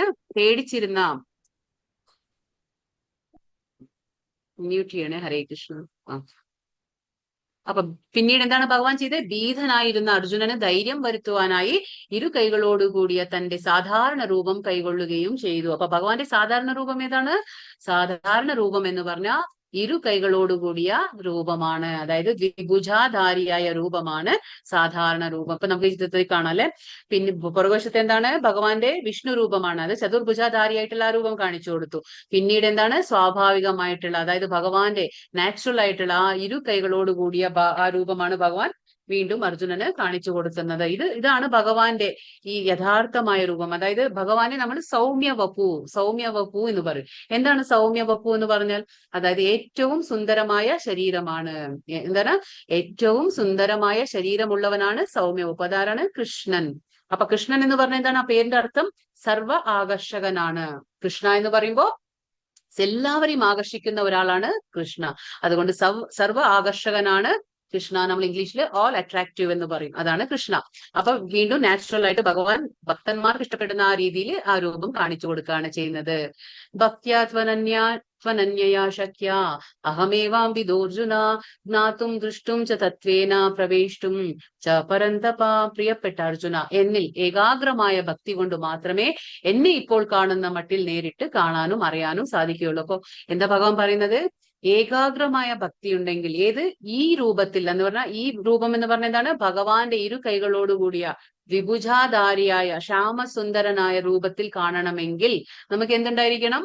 ഏകാഗ്രമായ ഭക്തി ഉണ്ടായിരിക്കണം. എങ്കിൽ മാത്രമേ ഇത് കാണാൻ പറ്റുള്ളൂ. അതാണ് ഭഗവാൻ പറയുന്നത്. അതായത് ഏകാഗ്രമായ ഭക്തി കൊണ്ട് മാത്രമേ എന്നെ ഇപ്പോൾ കാണുന്ന മട്ടിൽ, ഇപ്പോൾ എങ്ങനെയാണ് ഫൈനലായിട്ട് എന്ത് കാണിച്ചു കൊടുത്തു? ഇരു കൈകളോടുകൂടിയ ഈ ചിത്രത്തിൽ നമുക്ക് കാണാല്ലേ കൃഷ്ണനെ, ആ വിഭുജാധാരി ശ്യാമസുന്ദര ത്രിഭംഗി രൂപം, 3 സ്ഥലത്ത് ആ വളവുകളുള്ള ആ രൂപമാണ് ഭഗവാന്റെ യാഥാർത്ഥ്യ രൂപം. ഇങ്ങനെയാണ് ഭഗവാൻ ഗോലോക വൃന്ദാവനത്തിൽ വസിക്കുന്നത്. അപ്പൊ ഇത് അറിയാൻ എന്ത് വേണം? നമുക്ക് ഏകാഗ്രമായ ഭക്തി ഉണ്ടായിരിക്കണം. അങ്ങനെ മാത്രമേ സാധിക്കുള്ളൂ. ഈ മാർഗത്തിൽ കൂടി മാത്രമേ എന്റെ നിഗൂഢതയിലേക്ക് പ്രവേശിക്കാൻ കഴിയൂ. ഭഗവാന്റെ നിഗൂഢത എന്ന് പറഞ്ഞ എന്താണ്? ഭഗവാൻ യോഗേശ്വരൻ എന്ന് പറയും. മിസ്റ്റിക് ആണ്. ഒരുപാട് ഭഗവാന്റെ കാര്യങ്ങളും നിഗൂഢമായിരിക്കും. എപ്പോഴും ഭഗവാൻ, നമ്മൾ എപ്പോ വരെ ഭഗവാനെ മനസ്സിലാക്കുന്നില്ല, ആ ഭഗവാനെ നമുക്ക് അറിയാനും പറ്റില്ല. അപ്പൊ ഭഗവാനെ മനസ്സിലാക്കണമെങ്കിൽ എങ്ങനെയാണ്? ഭക്തിയുത സേവനങ്ങൾ അനുഷ്ഠിക്കുമ്പോൾ ഭഗവാൻ സ്വയം നമുക്ക് മനസ്സിലാക്കി തരും എന്താണ് ഭഗവാൻ എന്നുള്ളത്. അപ്പൊ ആ നിഗൂഢതയിലേക്ക് നമുക്ക് പ്രവേശിക്കാൻ കഴിയും എന്ന് ഭഗവാൻ പറഞ്ഞു കൊടുക്കാണ്. ഇതൊരു കഥയാണ്, കഥയല്ല, ഇതൊരു ശരിക്കും സംഭവിച്ച ഒരു സ്റ്റോറിയാണ്. പിന്നെ പറയാം ലാസ്റ്റില്. അപ്പൊ വിശ്വരൂപം മറച്ചു ഭഗവാൻ എന്ത് ചെയ്തു? ആദ്യം വിശ്വരൂപം കാണിച്ചു, പിന്നെ അത് മറച്ചു പിടിച്ചു. പിന്നീട് കൃഷ്ണൻ എന്താണ്? ചതുർഭുജനായ നാരായണ രൂപം കാണിച്ചു കൊടുത്തു. അതും മനസ്സിലായി ഭഗവാൻ. അർജുനനെ സാന്ത്വനിപ്പിക്കാനായിട്ട് വീണ്ടും ഭഗവാൻ എന്ത് ചെയ്തു? ഒടുവിൽ ദ്വിഭുജനായ സ്വരൂപം, ഭഗവാന്റെ സ്വരൂപം ഏതാണ്? ദ്വിഭുജനായിട്ടുള്ള ആ സ്വരൂപമാണ്, അത് കൈകൊള്ളുന്നുണ്ട്. അപ്പൊ നമുക്ക് വൈദിക സാഹിത്യത്തിൽ പറയപ്പെടുന്ന വൈദിക സാഹിത്യങ്ങൾ എന്ത് പറയും? ഈ ചതുർഭുജ രൂപങ്ങളെല്ലാം നമ്മൾ ഇന്നലെയും മനസ്സിലാക്കി. ചതുർഭുജ രൂപങ്ങളെല്ലാം എന്താണ്? മറ്റും ആദിമമായ ദ്വിഭുജ കൃഷ്ണ രൂപത്തിൽ നിന്ന് ഉത്ഭവിച്ചതാണെന്ന് നമുക്ക് ഇതിൽ നിന്ന് മനസ്സിലാക്കാൻ പറ്റും. അതായത് ചതുർഭുജാധാരിയായ ഭഗവാന്റെ വിഷ്ണു രൂപങ്ങൾ എല്ലാത്തിനും ഉറവിടമാരാണ്, ഉത്ഭവസ്ഥാനമാരാണ് ഭഗവാൻ. ദ്വിഭുജാധാരിയായിട്ടുള്ള നമ്മുടെ ശ്യാമസുന്ദര രൂപത്തിലുള്ള നമ്മുടെ ശ്രീകൃഷ്ണ ഭഗവാനാണ് എല്ലാത്തിനും ഉത്ഭവസ്ഥാനം എന്ന് നമുക്ക് മനസ്സിലാക്കാൻ പറ്റും. ഇത് ലാസ്റ്റ് ശ്ലോകം വളരെ ഇമ്പോർട്ടന്റ് ആയിട്ടുള്ള ശ്ലോകമാണ്. ഇതില് 5 കാര്യങ്ങൾ ഭഗവാൻ ഇവിടെ പറയുന്നുണ്ട്. എന്താ പറയുന്നത് ഇതില്? എങ്ങനെയുള്ള ഭക്തൻ ഭഗവാനെ പ്രാപിക്കും? എന്താണ്? എങ്ങനെയുള്ള ഭക്തന് ഭഗവാനെ പ്രാപിക്കാൻ കഴിയും എന്നുള്ള 5 കാര്യങ്ങൾ ഇവിടെ ഭഗവാൻ പറയുന്നുണ്ട്. മത്കർമ്മ കൃൻ മത്പരമോ മദ്ഭക്ത സംഗവർജിതഃ നിർവൈര സർവഭൂതേഷു യസ്സമാമേതി പാണ്ഡവ. പ്രിയ അർജുന, എന്റെ ശ്രദ്ധ സേവനത്തിൽ ഏർപ്പെട്ടിരിക്കുന്ന കാമ്യകർമ്മങ്ങളോടെയോ അതല്ലെങ്കിൽ ഊഹാപോഹങ്ങളുടെയോ മാലിന്യം കൂടാതെ എനിക്ക് വേണ്ടി കർമ്മം ചെയ്യുകയും എന്നെ ജീവിതത്തിന്റെ പരമലക്ഷ്യമായി കരുതുകയും സർവഭൂതങ്ങളോടും സുഹൃദ്രൂപേണ പെരുമാറുകയും ചെയ്യുന്ന ഭക്തൻ നിശ്ചയമായും എന്നെ തന്നെ പ്രാപിക്കും. അപ്പൊ എങ്ങനെയുള്ളവർക്ക് ഭഗവാനെ പ്രാപിക്കാൻ പറ്റും? അതാണ് ഇവിടെ ഭഗവാൻ പറഞ്ഞു തരുന്നത്. അപ്പൊ 5 കാര്യങ്ങൾ ഏതൊക്കെയാണ്? ആദ്യത്തെ എന്താ പറഞ്ഞേ? മത് കർമ്മ കൃൻ. ഫസ്റ്റ് എന്താണ്? മത് കർമ്മ കൃൻ. അങ്ങനെ പറഞ്ഞ എന്താണ്? എനിക്ക് വേണ്ടി കർമ്മം ചെയ്യുക. മത് കർമ്മകൃൻ എന്ന് പറഞ്ഞാൽ എനിക്ക് വേണ്ടി കർമ്മം ചെയ്യുക. മത് പരമോ, എന്നെ പരമ ലക്ഷ്യമാക്കുക. എന്തുകൊണ്ട് അങ്ങനെ ഭഗവാൻ പറയുന്നു? അതായത് ഭഗവാൻ നേരത്തെ അധ്യായങ്ങളിൽ പറഞ്ഞു തരുന്നുണ്ട്, ഏകേഹ കുരുനന്ദന എന്ന് വെച്ചാൽ നമുക്ക് ലക്ഷ്യം എന്തായിരിക്കണം? ഒരുപാട് ലക്ഷ്യമുണ്ടെങ്കിൽ നമുക്ക് ജീവിതത്തിൽ നമ്മൾ എവിടെ എത്തിച്ചേരില്ല. നമുക്ക് ലക്ഷ്യം എന്തായിരിക്കണം? ഒന്ന് മാത്രമായിരിക്കണം. അത് ശ്രീകൃഷ്ണ ഭഗവാൻ ആയിരിക്കണം. എങ്കിൽ നമുക്ക് ആ ലക്ഷ്യത്തിലേക്ക് എത്താനുള്ള വഴി ഭഗവാൻ തന്നെ നമുക്ക് സ്വയം ഒരുക്കി തരും. പക്ഷെ നമ്മുടെ ലക്ഷ്യം പലതും ആകുമ്പോൾ, പല ബ്രാഞ്ചുകളാകുമ്പോൾ എന്താണ്, പല ശാഖകളോട് കൂടിയതാകുമ്പോൾ നമ്മൾ എവിടെയും എത്തിച്ചേരില്ല. അതുകൊണ്ട് ഭഗവാൻ പറയുന്നു മത് പരമോ. മത് പരമോ എന്ന് പറഞ്ഞാൽ എന്നെ പരമ ലക്ഷ്യമാക്കുക. അങ്ങനെയാണ് ഭഗവാൻ പറയുന്നത്. പിന്നെ മൂന്നാമത്തെ എന്താണ്? മത് ഭക്ത, എന്നിൽ ഭക്തിയുത സേവനത്തിൽ മുഴുകുക. കാരണം ഭക്തി എന്ന് പറയുമ്പോൾ അവിടെ എന്താണ്? സേവനം ഉണ്ടായിരിക്കണം. അപ്പൊ ഭഗവാൻ പറയുന്നു എന്റെ ഭക്തിയുത സേവനത്തിൽ മുഴുകുക. അത് മദ്ഭക്ത. സംഘവർജിത. സംഘവർജിത എന്ന് പറഞ്ഞ എന്താണ്? കാമ്യകർമ്മങ്ങൾ, അതായത് കർമ്മം ചെയ്യുന്നുണ്ട്, അതിന്റെ ഫലം നമ്മൾ ആഗ്രഹിക്കുന്നുണ്ട്. അതെന്താണ്? കാമ്യകർമ്മം. അപ്പൊ ഫലത്തിന്റെ ആസക്തി ഇല്ലാതെ നമ്മൾ കർമ്മം ചെയ്യണം. ഭഗവാന്റെ ഭക്തി വേണമെങ്കിൽ നമ്മൾ കാമ്യകർമ്മങ്ങളിൽ ഏർപ്പെടരുത്. പിന്നെ ഊഹാപോഹങ്ങളുടെ മാലിന്യം കൂടാതെ, അതായത് ഇപ്പൊ നമുക്ക് ഭഗവാനെ കുറിച്ച് മനസ്സിലാകുമ്പോൾ എന്താണ്? നമ്മുടെ ബുദ്ധി എത്രയാണോ, വളരെ ചെറുതാണ് നമുക്കുള്ള ബുദ്ധിയൊക്കെ. പക്ഷെ നമ്മൾ അത് ഉപയോഗിച്ചിട്ട് ഭഗവാനെ നമ്മൾ സംശയ ദൃഷ്ടിയിൽ നോക്കും നമ്മൾ, അല്ലെ? ഇതൊക്കെ ശരിയാണോ? ഭഗവാൻ പറയുന്ന കാര്യങ്ങളൊക്കെ ഇങ്ങനെയാണോ? ഇതൊക്കെ സത്യമാണോ? നമ്മൾ ഈ ശാസ്ത്രങ്ങളെയൊക്കെ സംശയദൃഷ്ടിയോടെ നമ്മൾ നോക്കും. ഇങ്ങനെയുള്ള മാനസിക ഊഹാപോഹങ്ങളൊന്നും ഇല്ലാതെ, അതിന്റെ മാലിന്യം കൂടാതെ. പിന്നെ ലാസ്റ്റ് എന്ത് പറയുന്നു? നിർവൈര സർവഭൂതേഷു. സർവഭൂതേഷു എന്ന് പറഞ്ഞാൽ എല്ലാ സകല ജീവജാലങ്ങളോടും നിർവൈര. നിർവൈര എന്ന് പറഞ്ഞാൽ ശത്രുത ഇല്ലാതെ. വൈരം എന്ന് പറഞ്ഞാൽ ശത്രുത, പക്ഷെ നിർവൈരം എന്ന് പറഞ്ഞാൽ ശത്രുത കൂടാതെ. അപ്പൊ ശത്രുത ഇല്ലാതെ എല്ലാ ജീവജാലങ്ങളോടും, അതിപ്പോ നമ്മൾ മാത്രമല്ല, ഈ ഭൂമിയിൽ വസിക്കുന്ന എല്ലാ പക്ഷികളായിക്കോട്ടെ, മൃഗങ്ങളായിക്കോട്ടെ, ജലചരങ്ങളായിക്കോട്ടെ, എന്തും അവരൊക്കെ നമ്മൾ എന്താണ് ആ ഒരു കോ എക്സിസ്റ്റൻസ് എന്ന് നമ്മൾ പറയാം, ഹാർമോണിയൽ ഹാർമോണിയൽ കോ എക്സിസ്റ്റൻസ്. അതായത് നമ്മൾ അവരെ കണ്ടുകൊണ്ട് നിർവൈരം, അത് ഒരു ശത്രുത ഭാവമില്ലാതെ എല്ലാ ജീവജാലങ്ങളിലും സുഹൃത്രുവേണ, ഒരു ഫ്രണ്ട് എന്ന രീതിയിൽ നമ്മൾ പെരുമാറുകയും ചെയ്താൽ, അപ്പൊ എന്താണ്, അങ്ങനെയുള്ള ഭക്തൻ ഭഗവാനെ തീർച്ചയായും പ്രാപിക്കും എന്ന് ഭഗവാൻ ഇവിടെ പറയണം. 5 കാര്യങ്ങൾ എന്താണ്? മത് കർമ്മ, എനിക്ക് വേണ്ടി കർമ്മം ചെയ്യുക. മത് പരമോ, എന്നെ പരമ ലക്ഷ്യമാക്കുക. മത് ഭക്ത, എന്നിൽ ഭക്തിയുത സേവനങ്ങൾ അനുഷ്ഠിക്കുക. പിന്നെന്താണ്? സംഘവർജിത, കാമ്യകർമ്മങ്ങളോ അല്ലെങ്കിൽ ഊഹാപോഹങ്ങളോ അതിന്റെ മാലിന്യം കൂടാതെ കർമ്മം ചെയ്യുക. നിർവൈര, ശത്രുത സർവഭൂതേഷു, ശത്രുതയില്ലാതെ എല്ലാ ജീവജാലങ്ങളോടും ഒരു സുഹൃത്ത് രൂപേണ പെരുമാറുകയും ചെയ്യുന്ന ആള് ഭഗവാനെ പ്രാപിക്കും. ഇതിലൊരു സംശയമില്ല എന്ന് ഭഗവാൻ പറയാണ്. നമുക്ക് ഈ സ്റ്റോറി നോക്കാം. ഇത് എന്താണ്? കർണാടകത്തിൽ നടന്ന ഒരു സംഭവമാണ്. ഇത് കഥയല്ല, ഇത് ശരിക്കും സംഭവിച്ച ഒരു ഇതാണ്. ഈ ചിത്രത്തിൽ കാണുന്ന ആളാണ് കനകദാസൻ എന്ന് പറയും. ഇത് നമ്മുടെ കർണാടകയിലാണ്, മംഗളൂരിന്റെ അടുത്തുള്ള ഉടുപ്പി എന്ന സ്ഥലം നിങ്ങൾ കേട്ടിട്ടുണ്ടെങ്കിൽ, ഉടുപ്പി ശ്രീകൃഷ്ണ അമ്പലം, ഉടുപ്പി ശ്രീകൃഷ്ണ അമ്പലത്തിൽ നടന്ന കഥയാണിത്. അപ്പോ അവിടെ നടന്ന സംഭവമാണ്. അപ്പൊ ഇതിൽ കാണുന്ന ആരാളാണ് ഇവിടെ കനകദാസൻ എന്ന് പറയും. പക്ഷെ ഇവരുടെ ആദ്യത്തെ പേരെന്താണ്? തിമ്മപ്പ നായക, അങ്ങനെയുള്ള പേരായിരുന്നു. കർണാടകയിൽ നടന്ന സംഭവമാണ്. അപ്പൊ ഇവരെ കനകദാസൻ എന്നും വിളിക്കും. അപ്പൊ ഇവരെന്താണ്, ഈ നമ്മൾ കേട്ടിട്ടുണ്ടല്ലേ, ഫാദർ ഓഫ് കർണാട്ടിക് മ്യൂസിക് എന്ന്, ശാസ്ത്രീയ സംഗീതത്തിന്റെ പിതാമഹൻ എന്നറിയപ്പെടുന്ന ആരാണ്? പുരന്ദരദാസ്. അവരുടെ സമകാലീനായിരുന്നു ഇവരെ പേര് കനകദാസ. അപ്പൊ ഇവർ ഒരുപാട് ഭഗവാന്റെ, ശ്രീകൃഷ്ണ ഭഗവാന്റെ കീർത്തനങ്ങൾ ആലാപിച്ചിരുന്ന, കീർത്തനങ്ങൾ രചിക്കും, ആലാപിക്കും എല്ലാം ചെയ്തിരുന്ന ഒരു വ്യക്തിയാണ്. ഭക്ത കവിയായിരുന്നു, എന്താ പറയാ, ദാസശ്രേഷ്ഠനായിരുന്നു. ഇവരെന്താണ്? ദാസശ്രേഷ്ഠനായിരുന്നു. പക്ഷേ ഇവരെ ആ അമ്പലത്തിലേക്ക് കടത്തിവിടില്ല. അതെന്താന്ന് വെച്ചാല് അന്ന് കാലത്തൊക്കെ വെറും ബ്രാഹ്മണന്മാർക്ക് മാത്രമാണ്, അതായത് പരിശുദ്ധി ഇല്ലാത്തവരെ കടത്തിവിടില്ല എന്നുള്ള ഒരു ഭാവത്തിലാണ് അന്നൊക്കെ സംഭവിച്ചിരുന്നത്. അപ്പൊ ഇദ്ദേഹത്തെ അമ്പലത്തിലേക്ക് കടത്തിവിടില്ല. അങ്ങനെയായിരുന്നു ആ സമയത്ത്.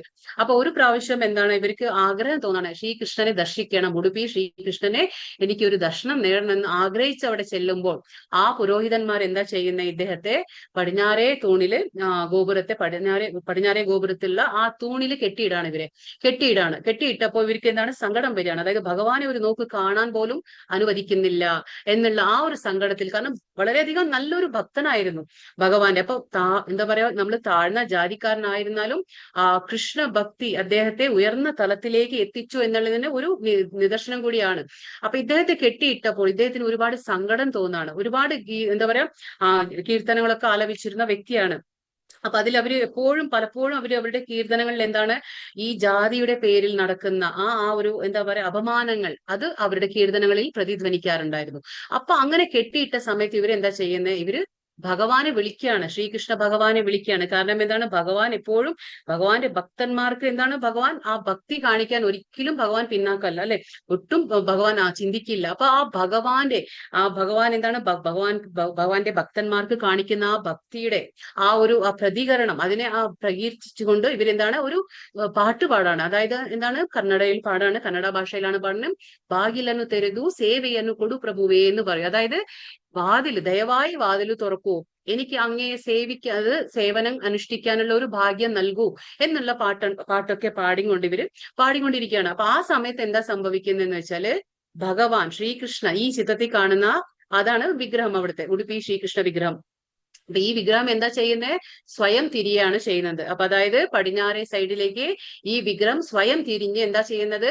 ആ ഭക്തന് വേണ്ടിയിട്ട് എന്താണ്, പടിഞ്ഞാറേ മതിലിൽ ഒരു വിള്ളൽ ഉണ്ടാവുകയാണ് ചെയ്യുന്നത്. അപ്പൊ ആ വിള്ളൽ ഉണ്ടാകുമ്പോ ആ വിള്ളൽ എന്താണ്, ആ വിടവ്, ആ ഒരു ഗ്യാപ്പ് അല്ലെങ്കിൽ ദ്വാരം എന്ന് പറയും, ഒരു ജനാല പോലെ അത് ഓപ്പൺ ആവാണ്, തനിയെ ഓപ്പൺ ആവാണ്. ഭഗവാൻ ഇങ്ങോട്ട് തിരിഞ്ഞതും ആ ജനാല എന്താ പറയാ, ആ മതിൽ അങ്ങ് മതിൽ ഓപ്പൺ ആവുമ്പോ ആ ദ്വാരം നമ്മൾ എന്ത് പറയും?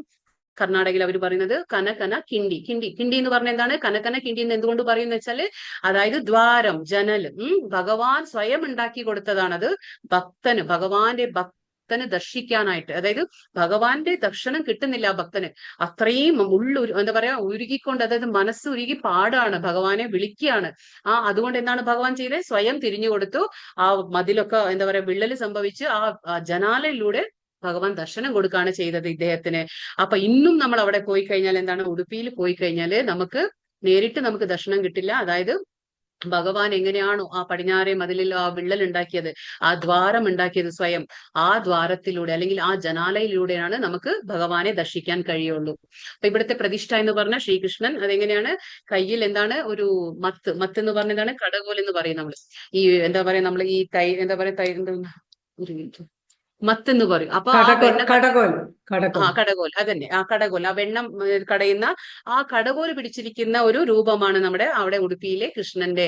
കയ്യിലൊരു കയറും ഉണ്ട്, ഭഗവാന്റെ കയ്യിൽ ഒരു കയറും ഉണ്ടാവും, കടകോലും പിടിച്ചിരിക്കുന്നു, കയ്യിൽ ഒരു കയറും പിടിച്ചിരിക്കുന്ന ആ ഒരു രൂപമാണ് നമ്മുടെ ഉടുപ്പി ശ്രീകൃഷ്ണന്റെ. അപ്പൊ നമുക്ക് ഇപ്പോഴും ഉടുപ്പി പോയ, അതായത് ഇപ്പൊ നമ്മുടെ മംഗളൂർ ഇസ്കോൺ എന്ന് പറഞ്ഞില്ലേ, മംഗളൂർ ഇസ്കോണിൽ നിന്ന് 1 മണിക്കൂർ ഡിസ്റ്റൻസ് അത്രയേ ഉള്ളൂ. അപ്പൊ ഉടുപ്പി ശ്രീകൃഷ്ണന്റെ അമ്പലമുണ്ട്. അവിടെ ശരിക്കും സംഭവിച്ച ഒരു ഇതാണിത്, അത്ഭുതകരമായിട്ട് ഭഗവാൻ തന്നെ സ്വയം തിരിഞ്ഞ വിഗ്രഹമാണ്. ഇപ്പോഴും നമുക്ക് അവിടെ പോയി കഴിഞ്ഞാൽ ഈ രീതിയിൽ തന്നെ നമുക്ക് ഭഗവാനെ ദർശിക്കാൻ കഴിയും. ഇതാണ് ഇവിടുത്തെ കഥ. അപ്പൊ നമുക്കിന്ന് ഗോലോക ചാർട്ട് ഒന്ന് നോക്കാം. ഇവിടെ 11ാമത്തെ അധ്യായം കഴിഞ്ഞു. നമുക്ക് ഗോലോക ചാർട്ട് ഒന്ന്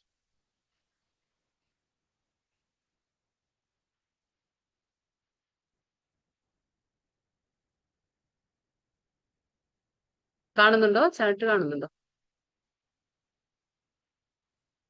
കാണുന്നുണ്ടല്ലേ? ഹരേ കൃഷ്ണ. കാണുന്നുണ്ട്. ക്ലാരിറ്റി ഇല്ല അല്ലെ? ക്ലിയർ ഒന്നുകൂടെ ചെറുതാക്കാം, അപ്പോഴേ ഫുള്ളായിട്ട് വരുള്ളൂ. ഓക്കെ. കാണില്ലല്ലോ. കാണുന്നില്ലേ? ഉണ്ട് മാതാജി. അപ്പൊ ഇത് എന്താന്ന് വെച്ചാൽ നമ്മൾ എപ്പോഴും പറയാറില്ലേ, ഭഗവാൻ എവിടെയാ വസിക്കുന്നത്? ഗോലോക വൃന്ദാവനം എന്ന് നമ്മൾ എപ്പോഴും പറയാറുണ്ട്. അപ്പൊ ഇത് നമ്മളിപ്പോ കാണാണ്, ഇവിടെ എന്താണ് ഈ മുകളിൽ കാണുന്നതാണ് ഗോലോക വൃന്ദാവനം. ഈ താമരപ്പൂ കാണുന്നുണ്ടല്ലോ, ഇതാണ് ഗോലോക വൃന്ദാവനം. അപ്പൊ ഗോലോക വൃന്ദാവനം താമരപ്പൂവിന്റെ രൂപത്തിലാണ് അവിടെ ഉള്ളത്. ഇവിടെയാണ് കൃഷ്ണൻ വസിക്കുന്നത്, താമരപ്പൂവിന്റെ ഇത് കാണുന്നുണ്ടല്ലോ, ഇതാണ് ഗോലോകം. അതിന്റെ താഴെ വരുന്നത് അയോധ്യ ഉണ്ട്, കാണിച്ചു തരാം. ഇവിടെ ഇതീ കാണുന്നത് നീല കളറിൽ, ഇവിടെ മഞ്ഞി നീലയൊക്കെ ആയിട്ട് കാണുന്നത് നമ്മൾ എന്താണ്, വൈകുണ്ഠ ലോകങ്ങളാണ്. ഇതൊക്കെ ഒരുപാട് വൈകുണ്ഠ ലോകങ്ങളുണ്ട്. കാരണം ഭഗവാൻ ഒരുപാട് അവതാരങ്ങളുണ്ട്, ഓരോ അവതാരത്തിനും ഓരോ ധാമമുണ്ട്. അതുകൊണ്ടാണ് ഇത് വൈകുണ്ഠ ലോകങ്ങൾ ഒരുപാടുണ്ട്. ഈ മഞ്ഞ കളറിൽ കാണുന്നതൊക്കെ എന്താണ്, വൈകുണ്ഠ ലോകങ്ങളാണ്. അപ്പൊ നമ്മൾ പറഞ്ഞു, എപ്പോഴും പറയാറുണ്ട്, ഈ ആധ്യാത്മിക ലോകം എത്രയാണ്? അത് 3/4 ഭാഗമാണ് ആധ്യാത്മിക ലോകം. നമ്മുടെ ഈ ഭൗതിക പ്രപഞ്ചമാണ് ഈ താഴെ കാണുന്നത്. ഇത് കണ്ടില്ലേ, ഈ താഴെ കാണുന്നതാണ് ഭൗതിക പ്രപഞ്ചം. ഇത് 1/4 ഭാഗം മാത്രമേ ഉള്ളൂ. ഭൗതിക പ്രപഞ്ചം എത്രയാണ്? 1/4 ഭാഗം മാത്രമേ ഉള്ളൂ. 3/4 ഭാഗം എന്താണ്? ആധ്യാത്മിക പ്രപഞ്ചമാണ്. അപ്പൊ ഇവിടെ നമുക്ക് സ്റ്റാർട്ടിംഗ് നിന്ന് വരാം. നമുക്ക് ഫസ്റ്റ് ഇപ്പോ ഗോലോക വൃന്ദാവൻ എന്താണെന്ന് നമുക്ക് മനസ്സിലാക്കാം. കാണുന്നുണ്ടോ? അപ്പൊ ഇതാണ് ഈ ഫസ്റ്റ് ഇവിടെ കാണുന്നില്ലേ, ഇവിടെയാണ് ശ്രീകൃഷ്ണ ഭഗവാൻ, ദ്വിഭുജാധാരിയായ ശ്രീകൃഷ്ണ ഭഗവാൻ ത്രിഭംഗി രൂപത്തിൽ ഇവിടെയാണ് വസിക്കുന്നത്. അപ്പൊ ഇവിടേക്ക് എന്താ കാണുന്നത്? നമ്മൾ താമരപ്പൂവിന്റെ ഇതളുകൾ കാണാറുണ്ട് അല്ലെ? ഓരോ ഇതളിൽ എന്താണ്, ഓരോ ലീലകൾ നടക്കും. അതായത് നമ്മൾ പറഞ്ഞു ലീല, അതായത് പഞ്ചരസം, എന്താ പറയാ, 5 രീതിയിലുള്ള രസങ്ങളുണ്ട് അല്ലെ? നമ്മൾ പറഞ്ഞു ഏതാണ്? ശാന്ത, ദാസ്യ, സഖ്യ, വാത്സല്യ, മാധുര്യ. അപ്പൊ 5 രീതിയിലുള്ള രസത്തിലാണ് ഇവിടെ ഭഗവാൻ വസിക്കുന്നത്. അപ്പൊ ഭഗവാന്റെ ഭക്തന്മാർ ആരാണോ ഭഗവാനെ ഈ 5 രീതിയിലുള്ള രസത്തിൽ ആഗ്രഹിക്കുന്നത്, അവർക്ക് ഇവിടെ എത്താൻ പറ്റും. ഈ താമരപ്പൂ കാണുന്നുണ്ട്, ഇതാണ് എന്താ പറയാ, ഗോലോക വൃന്ദാവനം, ചിന്താമണി ധാമം എന്ന് നമ്മൾ പറയും. അപ്പൊ ഇവിടെ സെൻട്രൽ എന്താണ്, ഭഗവാൻ ശ്രീകൃഷ്ണൻ ഉണ്ട്. ഇവിടെ 8 ഇതളുകൾ കാണാണ്ട് അല്ലെ താമരപ്പൂവിന്റെ. അപ്പൊ ഇതിലെന്താണ്, ഭഗവാന്റെ അഷ്ടസഖിമാർ എന്ന് പറയും. ലളിത, വിശാഖ, ഇങ്ങനെയുള്ള ശ്രീദേവി, സുദേവി, ഇതൊക്കെ എന്താണ്, ഭഗവാന്റെ ക്ലോസ് ആയിട്ടുള്ള അഷ്ടസഖിമാരാണ് ഇവിടെ. അവരുടെ ബാക്കിൽ എന്താണ്, ഈ ഇതളിൽ എന്താണ് നമുക്ക് കാണാൻ പറ്റുക, മഞ്ജരീസ് എന്ന് പറയും. അവരെ സഹായിക്കുന്ന ആൾക്കാരാണ്. അങ്ങനെ ഓരോ പെറ്റൽസ്, അതായത് ഇതളുകൾ നമ്മൾ എടുത്തു നോക്കിയാൽ ഓരോന്നിലും ഓരോ ലീലകൾ നടക്കുന്നുണ്ട്. ഇവിടെ വാത്സല്യ ലീല, അങ്ങനെ ഓരോ ശാന്ത സ്വഭാവത്തില്, പിന്നെ എന്താ പറയാ, ദാസ്യ, ഇങ്ങനെ ഓരോ ഇതിലും ലീലകൾ നടന്നുകൊണ്ടേയിരിക്കും. അവിടെ ഭഗവാൻ എന്താണ്, നിത്യലീല അനുരക്തനാണ്. അതായത് എപ്പോഴും അവിടെ ലീലകൾ നടന്നുകൊണ്ടേയിരിക്കും. ഇതാണ് ഗോലോക. ഇവിടെ നമുക്ക് മഥുര, ജഗന്നാഥ് പുരി, ദ്വാരക എല്ലാം കാണുന്നുണ്ട്. ഇവിടെ മഥുര, ജഗന്നാഥ് പുരി, ദ്വാരക. അപ്പൊ നമ്മുടെ ഭൗതിക ലോകത്ത് ഇതൊക്കെ ഉണ്ട് അല്ലെ? മഥുര ഉണ്ട്, വൃന്ദാവൻ ഉണ്ട്, ജഗന്നാഥ് പുരി ധാമമുണ്ട് ഒറീസയില്, പിന്നെ ദ്വാരക ഗുജറാത്തിലുണ്ട്. അപ്പൊ ഇതൊക്കെ എന്താണ്, നമ്മൾ ധാമം എന്ന് പറയും. ഇതിനൊക്കെ നമ്മൾ എന്താ, ധാമം. എന്തുകൊണ്ടാന്ന് വെച്ചാല് ഭഗവാൻ എപ്പോഴൊക്കെ ഭൂമിയിൽ അവതരിക്കുന്നുണ്ടോ, ഭഗവാൻ എപ്പോഴൊക്കെ ഇവിടെ ലീലകൾ കാണിക്കാൻ ഭൂമിയിൽ അവതരിക്കോ, അപ്പോഴൊക്കെ ഭഗവാൻ എന്താ പറയുന്നത്, ഭഗവാന്റെ ആ ധാമത്തിൽ നിന്ന്, സ്വന്തം ആ ഗോലോകധാമത്തിൽ നിന്ന് ഈ സ്ഥലങ്ങൾ, അതായത് മഥുരയിലും ജഗന്നാഥ് പുരി, ദ്വാരക, ഇതൊക്കെ ഭഗവാൻ കൂടെ കൊണ്ടുവരുന്നുണ്ട്. അതുകൊണ്ട് എന്താണ് നമ്മൾ അതിനൊക്കെ ധാമം എന്നാണ് വിളിക്കുന്നത്. മഥുരാധാം, വൃന്ദാവൻ ധാം, ജഗന്നാഥ് പുരി ധാം, ദ്വാരകാ ധാം, ഇതൊക്കെ ധാമം എന്ന് നമ്മൾ പറയും. ഭഗവാന്റെ ആ ലീലകൾ നടന്ന സ്ഥലങ്ങളാണ് ഇതൊക്കെ. പിന്നെ ഇവിടെ നമുക്ക് ഇവിടെ അയോധ്യ കാണാം. ഇവിടെ ശ്രീരാമന്റെ അയോധ്യ, ഇതാണ് അയോധ്യ. അപ്പൊ ഗോലോക വൃന്ദാവനത്തിന്റെ താഴെ തൊട്ട് താഴെ എന്താണ്, അയോധ്യ കാണുന്നുണ്ട്. ഇനിയിപ്പോ ഇവിടെ കാണാം നമുക്ക് വൈകുണ്ഠ ലോകങ്ങൾ. ഇതാണ് വൈകുണ്ഠ ലോകങ്ങൾ. അപ്പൊ ഇവിടെ നമുക്ക് ഒരുപാട് വിഷ്ണു രൂപങ്ങളെ കാണാൻ പറ്റും. അപ്പൊ നമ്മൾ പറഞ്ഞില്ലേ, വരാഹ, ഭഗവാന്റെ അവതാരങ്ങൾ നമുക്കറിയാം. മത്സ്യ, കൂർമ്മ, വരാഹ, വാമന, നരസിംഹ, ഇങ്ങനെയുള്ള എല്ലാ അവതാരങ്ങൾക്കും എന്താണ്, ഓരോ ധാമങ്ങളുണ്ട്. നമ്മൾ പറഞ്ഞു വിശ്വരൂപം എന്താണ്, ടെമ്പററി, അത് താൽക്കാലികമാണ്, അതിനൊരു ധാമം ഇല്ല. അത് അർജുനൻ ചോദിച്ചുകൊണ്ട് ഭഗവാൻ കാണിച്ചു കൊടുത്തു. പക്ഷെ അങ്ങനെയല്ല, വൈകുണ്ഠ ധാമങ്ങൾ എന്താണ്, അത് ശാശ്വതമായ ധാമങ്ങളാണ്. ഇവിടെ എല്ലാം ഓരോ ഓരോ വിഷ്ണു രൂപങ്ങളെ നമുക്ക് കാണാൻ പറ്റും. പക്ഷെ ഇവിടെ ശരിക്കും നോക്കുമ്പോൾ നമുക്ക് ഒരു വ്യത്യാസം കാണാം. എന്താന്ന് വെച്ചാല്, ഓരോ വിഷ്ണുവിന്റെ കയ്യിലും നമ്മൾ പറഞ്ഞില്ലേ, ശംഖ്, ചക്ര, ഗദ, പദ്മം, അതെന്താ സാമഗ്രികൾ, അവരുടെ ആ ഓരോ ഐറ്റംസ്. ഇപ്പൊ അവർ എങ്ങനെയാണ്, ഇപ്പൊ ചില വിഷ്ണു എന്താ ഇടത് കയ്യില് ശംഖ് വെച്ചിട്ടുണ്ടാവും, പക്ഷെ ചില വിഷ്ണു വലത് കയ്യിലായിരിക്കും. അപ്പൊ അതിന്റെ സ്ഥാനം മാറുന്നതനുസരിച്ച് അവരുടെ പേരുകളും അവരുടെ ധാമങ്ങളും വ്യത്യാസമാണ്. അപ്പൊ ആരൊക്കെ ഏതൊക്കെ വിഷ്ണുവിനെയാണ് ആരാധിക്കുന്നത്, അവർ ഈ ധാമങ്ങളിലാണ് എത്തിപ്പെടുന്നത്. അപ്പൊ ഓരോ വൈകുണ്ഠ ലോകങ്ങൾ, ഇവിടെ സൂര്യനില്ല, ചന്ദ്രനില്ല. കാരണം എന്താന്ന് വെച്ചാൽ ഭഗവാന്റെ സ്വയം പ്രകാശമാനാകുന്നത്. ഈ സ്ഥലങ്ങളൊക്കെ എങ്ങനെയാണ്, ഭഗവാൻ ശ്രീകൃഷ്ണന്റെ ശരീരത്തിൽ നിന്ന് വരുന്ന ആ വെളിച്ചം മാത്രം മതി ഇവിടെ ഈ ലോകങ്ങളെല്ലാം, ആ വൈകുണ്ഠ ലോകങ്ങൾ മുഴുവനും പ്രകാശമാനാകുന്നു. അപ്പൊ ഇവിടെ എന്താണ്, വൈകുണ്ഠം എന്ന് പറഞ്ഞ എന്താണ്, വൈ എന്ന് പറഞ്ഞാൽ ഇല്ലാത്തത്, എന്തില്ല അവിടെ, കുണ്ഠിതങ്ങളില്ല. അത് കുണ്ഠിതങ്ങൾ എന്ന് പറഞ്ഞ എന്താണ്, ഉത്കണ്ഠ. നമ്മുടെ ജീവിതത്തിൽ ഒരുപാട് ഉത്കണ്ഠകൾ നമുക്ക് ഉണ്ടാവും, പക്ഷെ ഭൗതിക പ്രപഞ്ചത്തിൽ അതൊക്കെ ഉണ്ട്. പക്ഷെ വൈകുണ്ഠം എന്ന് പറഞ്ഞാൽ അവിടെ കുണ്ഠിതങ്ങൾ ഇല്ലാത്ത സ്ഥലമാണ് വൈകുണ്ഠം. അതുകൊണ്ട് എന്താണ്, അവിടെ പോയി കഴിഞ്ഞാൽ നമുക്ക് ജനന മരണം അതൊന്നുമില്ല. നമുക്ക് ജന്മ, മൃത്യു, ജര, വ്യാധി, ഇതൊന്നും നമുക്ക് അവിടെ ഇല്ല. അവിടെ ശാശ്വതമായ ധാമങ്ങളാണ്. ഇതൊക്കെ വൈകുണ്ഠ ലോകമാണ്. ഇതിന്റെ താഴെ, ഇനിയിപ്പോ ഇതിന്റെ താഴെ എന്താ പറയുക, ബ്രഹ്മജ്യോതി നമുക്ക് കാണാം. നമ്മൾ പറഞ്ഞില്ലേ, ഈ മായാവാദി, അതായത് എപ്പോഴും ഭഗവാൻ ഒരു വെളിച്ചം മാത്രമാണ്, ഭഗവാൻ ഒരു ചൈതന്യം മാത്രമാണെന്ന് പറയുന്ന ആൾക്കാര്, ഭഗവാനെ ഒരു ചൈതന്യ രൂപത്തിൽ, നിരാകാര രൂപത്തിൽ, നിർഗുണ രൂപത്തിൽ ആരാണോ ആരാധിക്കുന്നത്, അവരിവിടെ വന്നെത്തും. ഇതാണ് ബ്രഹ്മജ്യോതി. അതായത് നമ്മുടെ ആധ്യാത്മിക ലോകം തുടങ്ങുന്നത്, സ്റ്റാർട്ടിംഗ് പാർട്ട് എന്താണ്, ഈ ബ്രഹ്മജ്യോതിയാണ്. ഇവിടെയാണ് അവർ വന്ന് എത്തുന്നത്. അതിന്റെ താഴെ എന്താണ്, സദാശിവ ലോകം, നമ്മുടെ ശിവന്റെ ലോകമുണ്ട്. അതും ആധ്യാത്മിക ലോകത്താണ് വരുന്നത്, സദാശിവ ലോകമുണ്ട്. പിന്നെ ഇപ്പൊ നമുക്കിനി 3 വിഷ്ണു രൂപങ്ങളെ നമ്മൾ മനസ്സിലാക്കണം. ഇതാണ് ഫസ്റ്റ് ഉള്ളത്, നമ്മൾ ഗോലോക വൃന്ദാവനം, അതിന്റെ താഴെ അയോധ്യ, അതിന്റെ താഴെ വൈകുണ്ഠ ലോകങ്ങളുണ്ട്, അതിന്റെ താഴെ ബ്രഹ്മജ്യോതി, സദാശിവലോകം. ഇനിയിപ്പോ അതിന്റെ താഴെ എന്താണ്, നമ്മുടെ ഭൗതിക പ്രപഞ്ചം വരുന്നുണ്ട്. ഈ ഭൗതിക പ്രപഞ്ചം എവിടുന്നാ തുടങ്ങുന്നത്, പക്ഷെ ഈ ആധ്യാത്മിക ലോകവും ഭൗതിക ലോകവും ഈ തുടങ്ങുന്നതിന്റെ മധ്യത്തിൽ എന്താ ഉള്ളത്, വിരജ റിവർ. ഇവിടെ കാണാം, നമുക്ക് വിരജ റിവർ കാണുന്നുണ്ട്.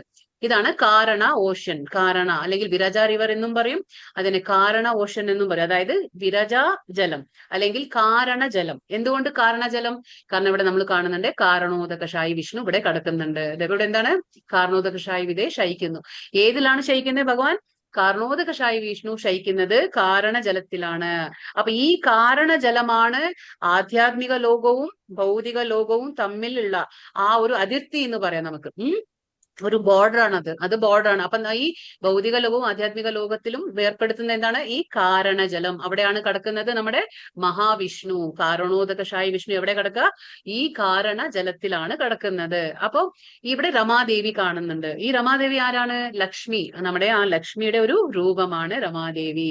പിന്നെ ഇവിടെ ശംഭു, ശംഭു എന്ന് പറഞ്ഞാൽ ഭഗവാൻ വിഷ്ണുവിൽ നിന്ന് വേറായ ഒരു സെപ്പറേറ്റ് ആയിട്ടുള്ള ഒരു രൂപമാണത്, ശംഭു രൂപം.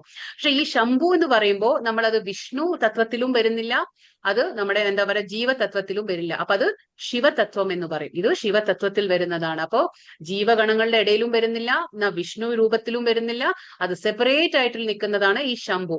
പിന്നെ ഈ മായ എന്ന് പറഞ്ഞ നമ്മുടെ രമാദേവിയുടെ നിഴലാണ് മായ. എന്താണ്? രമാദേവിയുടെ നിഴൽ. ആ നിഴലാണ് ഈ മായ. അപ്പൊ ഈ മായനെ നമ്മൾ എന്താ വിളിക്കുക? ദുർഗാദേവി. ഇവരെയാണ് നമ്മൾ വിളിക്കുക ദുർഗാദേവി, അല്ലെങ്കിൽ മായാദേവി. ബാഹ്യമായ എനർജിയാണ് ഭഗവാന്റെ. എന്താണ്? ബാഹ്യശക്തി. നമ്മൾ പറയാറില്ലേ, ഭൗതികമായ ആ ലോകം ഫുള്ള് ഇവരുടെ ഇൻചാർജിലാണ്, ഇവരാണ് കൺട്രോൾ ചെയ്യുന്നത്. ഈ ദുർഗാശക്തി അല്ലെങ്കിൽ മായാശക്തി, ഭഗവാന്റെ ബഹിരംഗ ശക്തി എന്ന് പറയില്ലേ, ഇവരാണ് നോക്കി നടത്തുന്നത്. അപ്പൊ സൂപ്പർവൈസർ എന്ന് നമ്മൾ പറയില്ലേ, അതുകൊണ്ടാണ് ദുർഗ. അതുകൊണ്ടാണ് നമ്മൾ പറയുന്നത് ഇത് ഭൗതിക പ്രപഞ്ചം ഇവരുടെ കൺട്രോളിലാണ്. അപ്പൊ ഈ ദുർഗാദേവിയാണ് നമ്മളെയൊക്കെ നിരീക്ഷിച്ചു കൊണ്ടിരിക്കുന്നത്. നമ്മൾ എന്ത് പ്രവർത്തനം ചെയ്താലും ഭഗവാന്റെ അടുത്തേക്ക് നമ്മളെ കടത്തി വിടണോ വേണ്ടേ എന്നെല്ലാ പരീക്ഷണങ്ങളും നമുക്ക് ഈ ദുർഗാദേവിയാണ് തരുന്നത്. കാരണം എന്താന്ന് വെച്ചാല് പരീക്ഷിക്കും, നമ്മളെ ഒരുപാട് പരീക്ഷിക്കും, എന്നിട്ടേ നമ്മളെ മുകളിലേക്ക് കടത്തി വിടുള്ളൂ. ഇനിയിപ്പോ ഭൗതിക പ്രപഞ്ചം നോക്കാം. അപ്പൊ ഇത് കാണുന്നില്ലേ, അപ്പൊ നമ്മൾ പറഞ്ഞു 3 വിഷ്ണുവിന്റെ ജോലി എന്താണ്? കാരണോദക്ഷായ വിഷ്ണു എന്താ ചെയ്യുന്നത്? ഒരുപാട് ബ്രഹ്മാണ്ടങ്ങളെ സൃഷ്ടിക്കുന്നു. അപ്പൊ ഇതാണ് കാണുന്നത്, ഇവിടെ കാണാം നമുക്ക് ഈ മഞ്ഞ നിറത്തിലുള്ള ആ മുട്ടകളെ പോലെ കാണുന്നുണ്ടല്ലോ, ഇതൊക്കെ എന്താണ്? ബ്രഹ്മാണ്ടങ്ങളാണ്. അപ്പൊ നമുക്കൊന്ന് ആലോചിച്ച് നോക്കാം, എത്രമാത്രം ബ്രഹ്മാണ്ടങ്ങളുണ്ട് അല്ലെ? ഒരുപാട് ബ്രഹ്മാണ്ടങ്ങളുണ്ട്. ഇത് ഭഗവാന്റെ രോമകൂപങ്ങളിൽ നിന്ന് വരുന്ന ബ്രഹ്മാണ്ടങ്ങളാണ്. അപ്പൊ ഒരുപാട് ബ്രഹ്മാണ്ടങ്ങളുണ്ട്. അങ്ങനെ ഒരു ബ്രഹ്മാണ്ടത്തിന്റെ ഉള്ളിലാണ് ഇപ്പൊ നമ്മളൊക്കെ ഇരിക്കുന്നത്. അപ്പൊ ഒരു ബ്രഹ്മാണ്ടം തുറന്നു കഴിഞ്ഞാൽ എന്തായിരിക്കും അതിന്റെ ഉള്ളില്? അത് നമുക്കിപ്പോ കാണാം. അതാണ് ഈ ഭൗതിക പ്രപഞ്ചം എന്നൊക്കെ നമ്മൾ പറയുന്നത് ഒരു ബ്രഹ്മാണ്ടമാണ്. ഇവിടെ കാണാം. അപ്പൊ നമ്മൾ കാരണോദകശായി വിഷ്ണു പറഞ്ഞു. ആ വിഷ്ണുവിന്റെ ഒരു പ്രത്യേകത എന്ന് പറഞ്ഞാൽ അവിടെ ലക്ഷ്മി ദേവി ഇല്ല. കാരണോദകശായി വിഷ്ണു ശയിക്കുന്നത് എവിടെയാണ്? കാരണ ജലത്തിലാണ്. കാരണ സമുദ്രം, ഉദകം നമ്മൾ പറയില്ലേ കാരണോദക. അപ്പൊ കാരണം എന്നുള്ള ആ ജലത്തിൽ ശയിക്കുന്നവനാണ്. അവിടെ ആരില്ല? ലക്ഷ്മി ദേവി ഇല്ല, അനന്തശേഷനില്ല. ഇനിയിപ്പോ രണ്ടാമത്തെ വിഷ്ണു എന്താ നമ്മൾ പറഞ്ഞേ? രണ്ടാമത്തെ വിഷ്ണു എന്താണ്? ഗർഭോദകശായി വിഷ്ണു. അപ്പൊ നമുക്കിവിടെ കാണാം ഗർഭോദക. ഇതാണ് ഗർഭോദകശായി വിഷ്ണു. ഇതാണ് രണ്ടാമത്തെ വിഷ്ണു. ഈ വിഷ്ണു എന്താ ചെയ്യുന്നത്? ഇതിപ്പോ നമ്മൾ ഒരു ബ്രഹ്മാണ്ടം തുറന്നു കാണിച്ചിരിക്കുകയാണ്. ഒരു ബ്രഹ്മാണ്ടം തുറന്നു കഴിഞ്ഞാൽ അതിൽ എന്തൊക്കെയുണ്ട്? അപ്പൊ അതിൽ ആരുണ്ട്? ഒരു ബ്രഹ്മാണ്ടത്തിന്റെ ഉള്ളില് ഗർഭോദകശായി വിഷ്ണു ആദ്യം ചെല്ലുന്നു. അപ്പൊ ആ ബ്രഹ്മാണ്ടത്തിൽ ഒന്നും ഉണ്ടാവില്ല. ഈ ഫസ്റ്റ് വിഷ്ണു എന്താണ്? ബ്രഹ്മാണ്ടങ്ങളെ സൃഷ്ടിക്കുന്നു. രണ്ടാമത്തെ വിഷ്ണു ഗർഭോദകശായി വിഷ്ണു എന്ത് ചെയ്യും? അതിന്റെ ഉള്ളിലേക്ക് പോവാണ്. പക്ഷെ പോകുമ്പോ അതിലൊന്നും ഉണ്ടാവില്ല. അപ്പൊ ഈ വിഷ്ണു എന്ത് ചെയ്യും? ഭഗവാന്റെ ആ സ്വെറ്റ് എന്ന് പറയില്ലേ, നമ്മുടെ ശരീരത്തിന്റെ ആ വിയർപ്പ്, ആ ഭഗവാന്റെ ശരീരത്തിലെ വിയർപ്പാണ് ആ ബ്രഹ്മാണ്ടത്തിലെ പകുതിയോളം നിറയും. അത് നിറഞ്ഞു നിൽക്കും. അപ്പൊ ഭഗവാന്റെ ശരീരത്തിൽ നിന്ന് വരുന്ന ആ വെള്ളമാണ്, ആ ജലമാണ് ഗർഭോദക ഓഷൻ, ഗർഭോദക സമുദ്രം. അപ്പൊ ഗർഭോദക സമുദ്രം എന്ന് പറഞ്ഞാൽ ഭഗവാന്റെ ശരീരത്തിൽ നിന്ന് വരുന്ന വെള്ളമാണ്, ജലമാണ്. അത് ആ ബ്രഹ്മാണ്ടം പകുതി വരെ നിറയുന്നു. എന്നിട്ട് എന്ത് ചെയ്യും? ഈ ഭഗവാൻ ഗർഭോദകശായി വിഷ്ണു എന്താ ചെയ്യുന്നേ? അപ്പോ അനന്തശേഷൻ, അവിടെ അനന്തശേഷനെ നമുക്ക് കാണാം. അപ്പൊ ആ വെള്ളത്തിന്റെ മുകളിൽ ആരാണ്? അനന്തശേഷൻ ശയിണ്ട്. ആ അനന്തശേഷന്റെ മുകളിലാണ് ഗർഭോദകശായി വിഷ്ണു ശയിക്കുന്നത്. അവിടെ ആരാണ് സേവനം അനുഷ്ഠിക്കുന്ന? ലക്ഷ്മി ദേവിയെ നമുക്ക് കാണാം. അപ്പൊ ഭഗവാന്റെ സേവനം എപ്പോഴും അനുഷ്ഠിക്കുന്ന ഒരു ലക്ഷ്മി ദേവി നമുക്ക് അവിടെ കാണാം. എന്നിട്ട് ഇപ്പൊ ഭഗവാൻ എന്താ ചെയ്യുന്നേ? വെള്ളം നിറച്ചു, വെള്ളത്തിന്റെ മുകളിൽ അനന്തശേഷനുണ്ട്, അനന്തശേഷന്റെ മുകളിൽ ഭഗവാൻ ശയിക്കുകയാണ്. അപ്പൊ ആ ഭഗവാൻ അവിടെ ഉള്ളിൽ ഒന്നുമില്ല, ഒന്നും തന്നെ ഇല്ല. അപ്പൊ ഭഗവാൻ എന്താണ്? വൈവിധ്യങ്ങളെ സൃഷ്ടിക്കണ്ടേ? അപ്പൊ ഭഗവാൻ എന്ത് ചെയ്യുന്നു? ഭഗവാന്റെ പൊക്കിൽ കൂടി അല്ലെങ്കിൽ ഭഗവാന്റെ നാഭിയിൽ നിന്ന് ഇവിടെ ഒരു താമരപ്പൂ വിരിയുന്നു. കാണുന്നുണ്ടോ? ഒരു താമരപ്പൂ വിരിയുന്നു. ഇതാണ് ബ്രഹ്മാവ്. ഈ താമരപ്പൂവിലാണ് ബ്രഹ്മാവ് ജനിക്കുന്നത്. എന്താണ്? ഭഗവാന്റെ നാഭിയിൽ നിന്ന് ഉയർന്ന താമരപ്പൂവിലാണ് ബ്രഹ്മാവിന്റെ ജനനം. ബ്രഹ്മാവിനെ നമ്മൾ എന്ത് പറയൂ? ആത്മഭൂ എന്ന് പറയും. കാരണം എന്തെന്ന് വെച്ചാല് ബ്രഹ്മാവിന് അമ്മയില്ല അല്ലെ, ഭഗവാനാണ് ജന്മം കൊടുത്തത്. ഗർഭോദകശായി വിഷ്ണുവാണ് ബ്രഹ്മാവിന് ജന്മം കൊടുത്തത്. അതുകൊണ്ട് ബ്രഹ്മാവിനെ നമ്മൾ ആത്മഭൂ എന്ന് പറയും. അപ്പൊ ബ്രഹ്മാവ് താമരത്തണ്ടിന്റെ മുകളിലാണ് ഇരിക്കുന്നത്. അപ്പൊ ഇനി നമുക്ക് ഈ താമരത്തണ്ട് എന്ന് പറഞ്ഞു, നമ്മൾ ഈ ഭഗവാന്റെ നാഭിയിൽ നിന്ന് പോകുന്നതാണ് ഈ താമരത്തണ്ട്. ആ താമരത്തണ്ടിലാണ് 14 ലോകങ്ങൾ. നമ്മളിപ്പോ പറഞ്ഞില്ലേ 14 ലോകങ്ങളുണ്ട്. അതിൽ 7ാമത്തെ ലോകമാണ് നമ്മുടെ ഭൂമി. നമ്മുടെ ഭൂമി എവിടെ വരുന്നത്? 7ാമത്തെ ലോകമാണ്. അപ്പൊ ഈ ഭൂമി ഇതേ ഇവിടെ ഇരിക്കും. ഇവിടെയാണ് ഭൂമി കാണുന്നത്. അപ്പൊ ഭൂമിക്ക് മുകളിൽ എന്താണ്? ഭുവർ ലോകം. ഭൂമിക്ക് മുകളിൽ ഇപ്പൊ ഞാൻ 7 ലോകം പറഞ്ഞുതരാം. അപ്പൊ ഭൂമിക്ക് മുകളിൽ ഭുവർലോകം, അതിന്റെ മുകളിൽ സ്വർലോകം, സ്വർൽ എന്ന് പറഞ്ഞാൽ സ്വർഗലോകം, സ്വർലോകം. അതിന്റെ മുകളിൽ മഹർലോകം, അതിന്റെ മുകളിൽ ജനലോകം, അതിന്റെ മുകളിൽ തപലോകം, അതിന്റെ മുകളിൽ എന്താണ്? സത്യലോകം. ഈ സത്യലോകം എന്ന് പറഞ്ഞാൽ എന്താണ്? ബ്രഹ്മാവിന്റെ ലോകമാണ്. അതായത് സത്യലോകം എന്ന് പറഞ്ഞാലും ബ്രഹ്മലോകം എന്ന് പറഞ്ഞാലും രണ്ടും ഒന്ന് തന്നെയാണ്. അപ്പൊ ബ്രഹ്മാവിന്റെ ലോകം ഏതാണ്? സത്യലോകം. അപ്പൊ സത്യലോകത്താരുണ്ട്? ബ്രഹ്മാവുണ്ട്. തപോലോകത്താരുണ്ട്? തപോലോകത്ത് നമ്മുടെ 4 കുമാരന്മാരുണ്ട്. ജനലോകത്ത് പ്രജാപതികളുണ്ട്. മഹർലോകത്ത് ഭൃഗു മുനികളുണ്ട്. പിന്നെ സ്വർഗത്തിലാരാണ്? ദേവന്മാരുണ്ട്. സ്വർഗത്തിലാരാണ്? ദേവന്മാരൊക്കെ ഉണ്ട്. പിന്നെ ഇവിടെ ആരാണ്? ഭുവർലോകം. സ്വർഗത്തിന്റെ താഴെ എന്താണ്? ഭുവർലോകം വരും. അപ്പൊ അത് ഭൂമിക്കും സ്വർഗത്തിനും ഇടയിൽ വരുന്ന ലോകമാണ് ഭുവർലോകം. ഭൂമിക്കും സ്വർഗത്തിനും ഇടയിൽ വരുന്ന ലോകം ഭുവർലോകം. അവിടെ ഭൂതപ്രേത പിശാചുകൾ ഉണ്ടാവും. അതെന്താന്ന് വെച്ചാല് ഭൂതപ്രേത എന്ന് പറയാൻ പറ്റില്ല, അത് ആത്മാക്കളുണ്ട്. ആത്മാക്കൾ എന്തുകൊണ്ട് അവിടെ എന്ന് പറഞ്ഞാല് പിതൃലോകത്തേക്ക് പോകാൻ കഴിയാത്ത ആത്മാക്കൾ ഇവിടെ ഭുവർ ലോകത്തുണ്ടാവും. അതായത് അടുത്ത ജന്മം വെയിറ്റിംഗ് ലിസ്റ്റ് ആണ്, അവരവിടെ ഭുവർ ലോകത്താണ് ഉണ്ടാവുക. അതായത് ഒരുപാട് ആഗ്രഹങ്ങളെ ബാക്കി വെച്ച്, ഒരുപാട് മരിക്കുന്ന സമയത്ത് ഒരുപാട് ആഗ്രഹങ്ങളെ ബാക്കി വെച്ച്, ഒരുപാട് എന്താ പറയാ, ഒരുപാട് നടക്കാത്ത ആഗ്രഹങ്ങളും ഒരുപാട് അങ്ങനെയുള്ള കാമ്യകർമ്മങ്ങളൊക്കെ ചെയ്ത് അവരിവിടെ വെയിറ്റിംഗ് ലിസ്റ്റ് ഉണ്ടാവും. അടുത്ത ജന്മം കിട്ടണ്ടേ, ഭഗവാൻ അടുത്ത ജന്മം അടുത്ത യോനി തരുന്നവരെ അവർ ഈ ഭുവർ ലോകത്ത് ഉണ്ടാവും. ആര്? ആത്മാക്കൾ. അതാണ് സ്പിരിറ്റ് എന്ന് പറയും നമ്മൾ. ഗോസ്റ്റ് അല്ലെങ്കിൽ ഗോസ്റ്റ്ലി ബോഡീസ് അല്ലെങ്കിൽ സ്പിരിറ്റ് എന്ന് പറയും. അതൊക്കെയാണ് ഇവിടെ നമുക്ക് ഇവിടെ ഒരു നക്ഷത്രം പോലെ കാണുന്നുണ്ടല്ലോ, ഇതാണ് ധ്രുവ നക്ഷത്രം, പോൾ സ്റ്റാർ എന്ന് നമ്മൾ പറയും. ഇത് നമുക്ക് കാണാം, നമുക്ക് ഭൂമിയിൽ നിന്ന് തന്നെ നമുക്കിത് ഈ നക്ഷത്രം കാണാൻ പറ്റും. അപ്പൊ ഇതാണ് ധ്രുവ നക്ഷത്രം, ഇതാണ് പോൾ സ്റ്റാർ എന്ന് നമ്മൾ പറയും. ഇനിയിപ്പോ ഭൂമിക്ക് താഴെ, ഈ ഭൂമിക്ക് മുകളിലുള്ള ലോകങ്ങളൊക്കെ എന്താണ്? അത് ഊർധ്വലോകം. നമ്മൾ എപ്പോഴും പറയാറുണ്ട് ഊർധ്വലോകം അല്ലെങ്കിൽ ഉയർന്ന ലോകം, ഉന്നത ലോകം, ഉന്നതമായ ലോകങ്ങളാണ് ഇതൊക്കെ. ഇനി ഭൂമിക്ക് താഴെ 7 ലോകങ്ങളുണ്ട്. ഏതൊക്കെയാണ് ഭൂമിക്ക് താഴെ? അതല, വിതല, സുതല, തലാതല, മഹത്തല, രസാതല, പാതാല. ഇതാണ് ഭൂമിക്ക് താഴെ വരുന്ന 7 ലോകങ്ങൾ. ഏതൊക്കെയാണ്? അതല, വിതല, സുതല, തലാതല, മഹാതല, രസാതല, പാതാല. അപ്പൊ ഇത് ഭൂമിക്ക് താഴെ വരുന്ന ലോകങ്ങളാണ്. അപ്പൊ സുതല ലോകത്ത് നമുക്ക് എല്ലാവർക്കും അറിയാം ആരുണ്ട്? നമ്മുടെ വാമനദേവൻ അവതരിച്ചു വന്ന് നമ്മുടെ ബലി രാജാവ്, ബലി ചക്രവർത്തിയെ നമുക്ക് ബലി മഹാരാജാവിനെ ആ ലോകം കൊടുത്തതാണ്. സുതല ലോകത്താണ് ബലി മഹാരാജാവ് ഉള്ളത്. അപ്പൊ പിന്നെ ഇവിടെ അതല ലോകത്ത് ആരാണ്? അസുരന്മാരുണ്ട്. ഇവിടെ അസുരന്മാരാണ്. വിതല ലോകത്തും അസുരന്മാർ. പിന്നെ നാഗന്മാരുണ്ട്. തലാതല, പിന്നെ ഇത് മഹാതല, ഇവിടേക്ക് എന്താണ്? ദൈത്യന്മാരുണ്ട്. ഇവരൊക്കെ നാഗന്മാരും പിന്നെ ദൈത്യന്മാരൊക്കെ ഉള്ള വസിക്കുന്ന സ്ഥലങ്ങളാണ്. ഇനിയിപ്പോ നമ്മൾ എപ്പോഴും പറയാറുണ്ട്, ഇവിടെയാണ് ഇപ്പൊ രണ്ടാമത്തെ വിഷ്ണുവിന്റെ കാര്യം നമ്മൾ പറഞ്ഞു. അപ്പൊ ഓരോ വൈവിധ്യങ്ങളെ സൃഷ്ടിക്കാൻ വേണ്ടി 14 ലോകങ്ങളെ സൃഷ്ടിച്ചു, ബ്രഹ്മാവിനെ സൃഷ്ടിച്ചു. എന്നിട്ട് ബ്രഹ്മാവിനോട് പറഞ്ഞു സെക്കൻഡറി ക്രിയേഷൻ, രണ്ടാമത്തെ ആ ഒരു എന്താ പറയാ സൃഷ്ടികർത്താവ് ആരാണ്? ബ്രഹ്മാവാണ്. അപ്പൊ ഇനിയിപ്പോ മൂന്നാമത്തെ വിഷ്ണു ആരാണ്? ഇത് ഈ ചിത്രം ഇവിടെ കാണുന്നതാണ്. ഇതാണ് ക്ഷീരോദകശായി വിഷ്ണു. ഇത് ക്ഷീരം എന്ന് പറഞ്ഞ എന്താണ്? ഇപ്പൊ നമ്മൾ ഗർഭോദകം എന്ന് പറഞ്ഞ ഭഗവാന്റെ ശരീരത്തിൽ നിന്ന് വരുന്ന ആ വെള്ളം, അതിൽ നിന്നാണ് ഭഗവാൻ ശയിക്കുന്നത്. പക്ഷെ ക്ഷീരോദകം എന്ന് പറഞ്ഞാൽ പാലിന്റെ കടൽ. പാലിന്റെ കടൽ. ക്ഷീരം എന്ന് പറഞ്ഞാൽ പാല്. അപ്പൊ പാലിന്റെ കടലിൽ ഇരിക്കുന്നതാണ് നമ്മുടെ ക്ഷീരോദകശായി വിഷ്ണു. ക്ലിയർ അല്ല? അപ്പൊ ഈ ക്ഷീരോദകശായി വിഷ്ണു നമുക്കിപ്പോ നമ്മൾ ഒരുപാട് എന്താ പറയാ ശാസ്ത്രങ്ങൾ, കഥകളൊക്കെ കേട്ടിട്ടുണ്ടാവും അല്ലെ? അതിലെന്താ പറയുന്നത്? ദേവന്മാർക്ക് ബുദ്ധിമുട്ട് വരുമ്പോ, ദേവന്മാർക്കൊക്കെ ഒരു പ്രയാസം വരുമ്പോ അവർ ആരുടെ അടുത്താ പോവാ? അവർ വിഷ്ണുവിന്റെ അടുത്തേക്ക് പോകും അല്ലെ? ആ വിഷ്ണു ആരാണ്? ക്ഷീരോദകശായി വിഷ്ണു ആണ്. അപ്പൊ എല്ലാ ദേവന്മാരും ചെന്ന് ഈ ക്ഷീരോദകശായി വിഷ്ണുവിന്റെ അടുത്താണ് പ്രാർത്ഥിക്കുന്നത്. ഇവിടെയാണ് അവർ പ്രാർത്ഥന ചെയ്യുന്നത്. അപ്പൊ ഈ വിഷ്ണുവിൽ നിന്നാണ് ഒരുപാട് അവതാരങ്ങൾ, നമ്മൾ പറയില്ലേ ഓരോ അവതാരങ്ങളും വരുന്നത് ഈ വിഷ്ണുവിൽ നിന്നാണ്. നമ്മുടെ പത്മനാഭസ്വാമി ക്ഷേത്രത്തിലെ വിഷ്ണു ഏതാണ്? ഗർഭോദകശായി വിഷ്ണുവാണ്. ഈ വിഷ്ണുവാണ് ഗർഭോദകശായി വിഷ്ണു. ഇതാണ് പത്മനാഭസ്വാമി ക്ഷേത്രത്തിലെ. ഇനിയിപ്പോ നമ്മൾ എന്താ പറയാ, ഇവിടെ കാണാം നമുക്ക് പാതാള ലോകം കഴിഞ്ഞിട്ട് ഇവിടെ നരക ലോകങ്ങളുണ്ട്. നമ്മൾ പറഞ്ഞില്ലേ 28 നരക ലോകങ്ങളുണ്ട്. 28 ഹെൽസ് എന്ന് പറയും. അപ്പൊ 28 നരക ലോകങ്ങൾ ഇവിടെ വരുന്നു. ഇതാണ് നമ്മുടെ ഈ പാതാളത്തിന്റെ താഴെയാണ് നരക ലോകങ്ങൾ വരുന്നത്. അപ്പൊ ഒരു ആത്മാവ് യമന്റെ അടുത്തേക്ക് എത്തുമ്പോൾ ഒത്തിരി സമയമെടുക്കും. നമ്മുടെ ആ ഭൂമിയിൽ നിന്ന് ഇങ്ങോട്ട് വരണമെങ്കിൽ ഒരുപാട് സമയമെടുക്കും. പിന്നെ ഇതിന്റെ തൊട്ടടുത്തായിട്ട് നമുക്ക് ഇതിൽ കാണുന്നില്ല, പിതൃലോകമുണ്ട്. ഇതിന്റെ തൊട്ടടുത്ത് എന്താണ്? പിതൃലോകമുണ്ട്. വോയിസ് ക്ലിയർ അല്ല. ഹരേ കൃഷ്ണ. കേൾക്കുന്നില്ലേ എല്ലാവർക്കും? കേൾക്കുന്നുണ്ട്.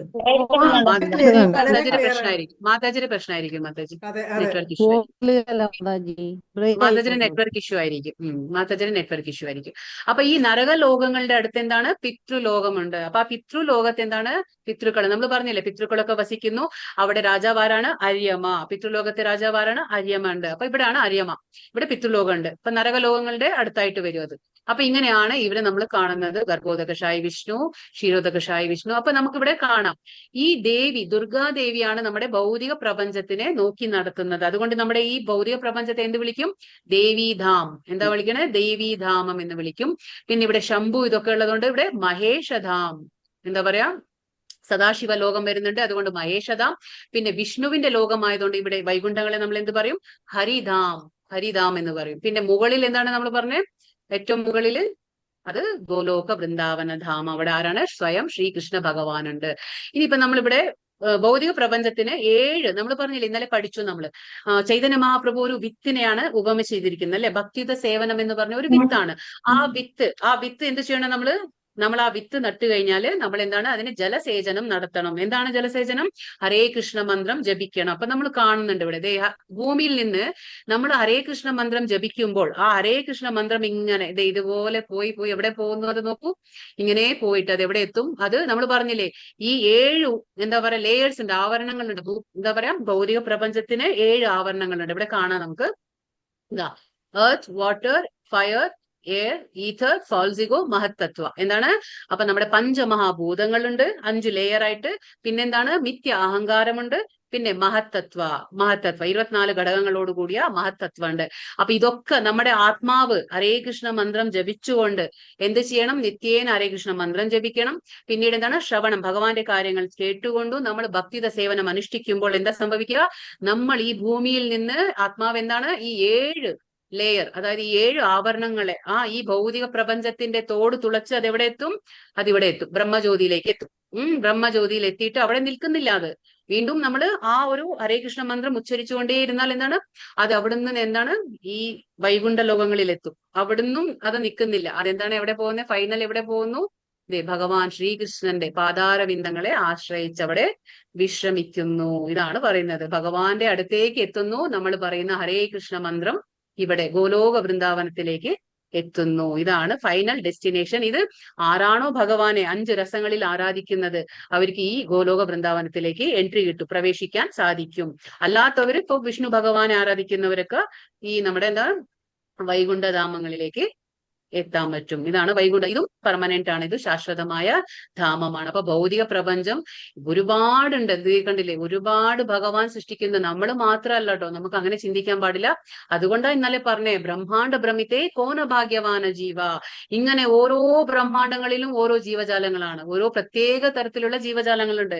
അപ്പൊ അതാണ് ഭഗവാൻ പറയുന്നത്, അങ്ങനെയുള്ള ജീവജാലങ്ങളിൽ ആർക്കാണോ ഗുരു കൃഷ്ണ കൃപാപായേ ഭക്തിലതാ ബീജ, ഒരു ഗുരുവിനെ ലഭിക്കുന്നത്, ഒരു ഭഗവാന്റെ കരുണ മൂലം നമുക്ക് ഒരു ഭക്തിയുടെ ഭക്തിയുടെ സേവനത്തിന്റെ ഒരു വിത്ത് നമുക്ക് കിട്ടുമ്പോൾ നമ്മൾ അതിനെ നശിപ്പിച്ച് കളയരുത്. നമ്മൾ ഭക്തി ചെയ്ത് അവിടെ എത്താൻ നമ്മൾ പരിശ്രമിക്കണം എന്നാണ് പറയുന്നത്. ഇതാണ് ഗോലോക വൃന്ദാവനം. എന്തെങ്കിലും കാണാണ്ടോ ഇതിൽ? ഇനി വീണ്ടും ആഗ്രഹമുണ്ടോ കാണണമെന്ന്? ഹരേ കൃഷ്ണ, മനസ്സിലായോ? ഇതാണ് ഗോലോക വൃന്ദാവനം. ഹരേ കൃഷ്ണ. അപ്പൊ ഇവിടെ 11ാമത്തെ അധ്യായം തീർന്നു. വാഞ്ചാകൽപതരുഭ്യശ്ച കൃപാ സിന്ധുഭ്യേവച പതിതാനാം പാവനേഭ്യോ വൈഷ്ണവേഭ്യോ നമോ നമാനം.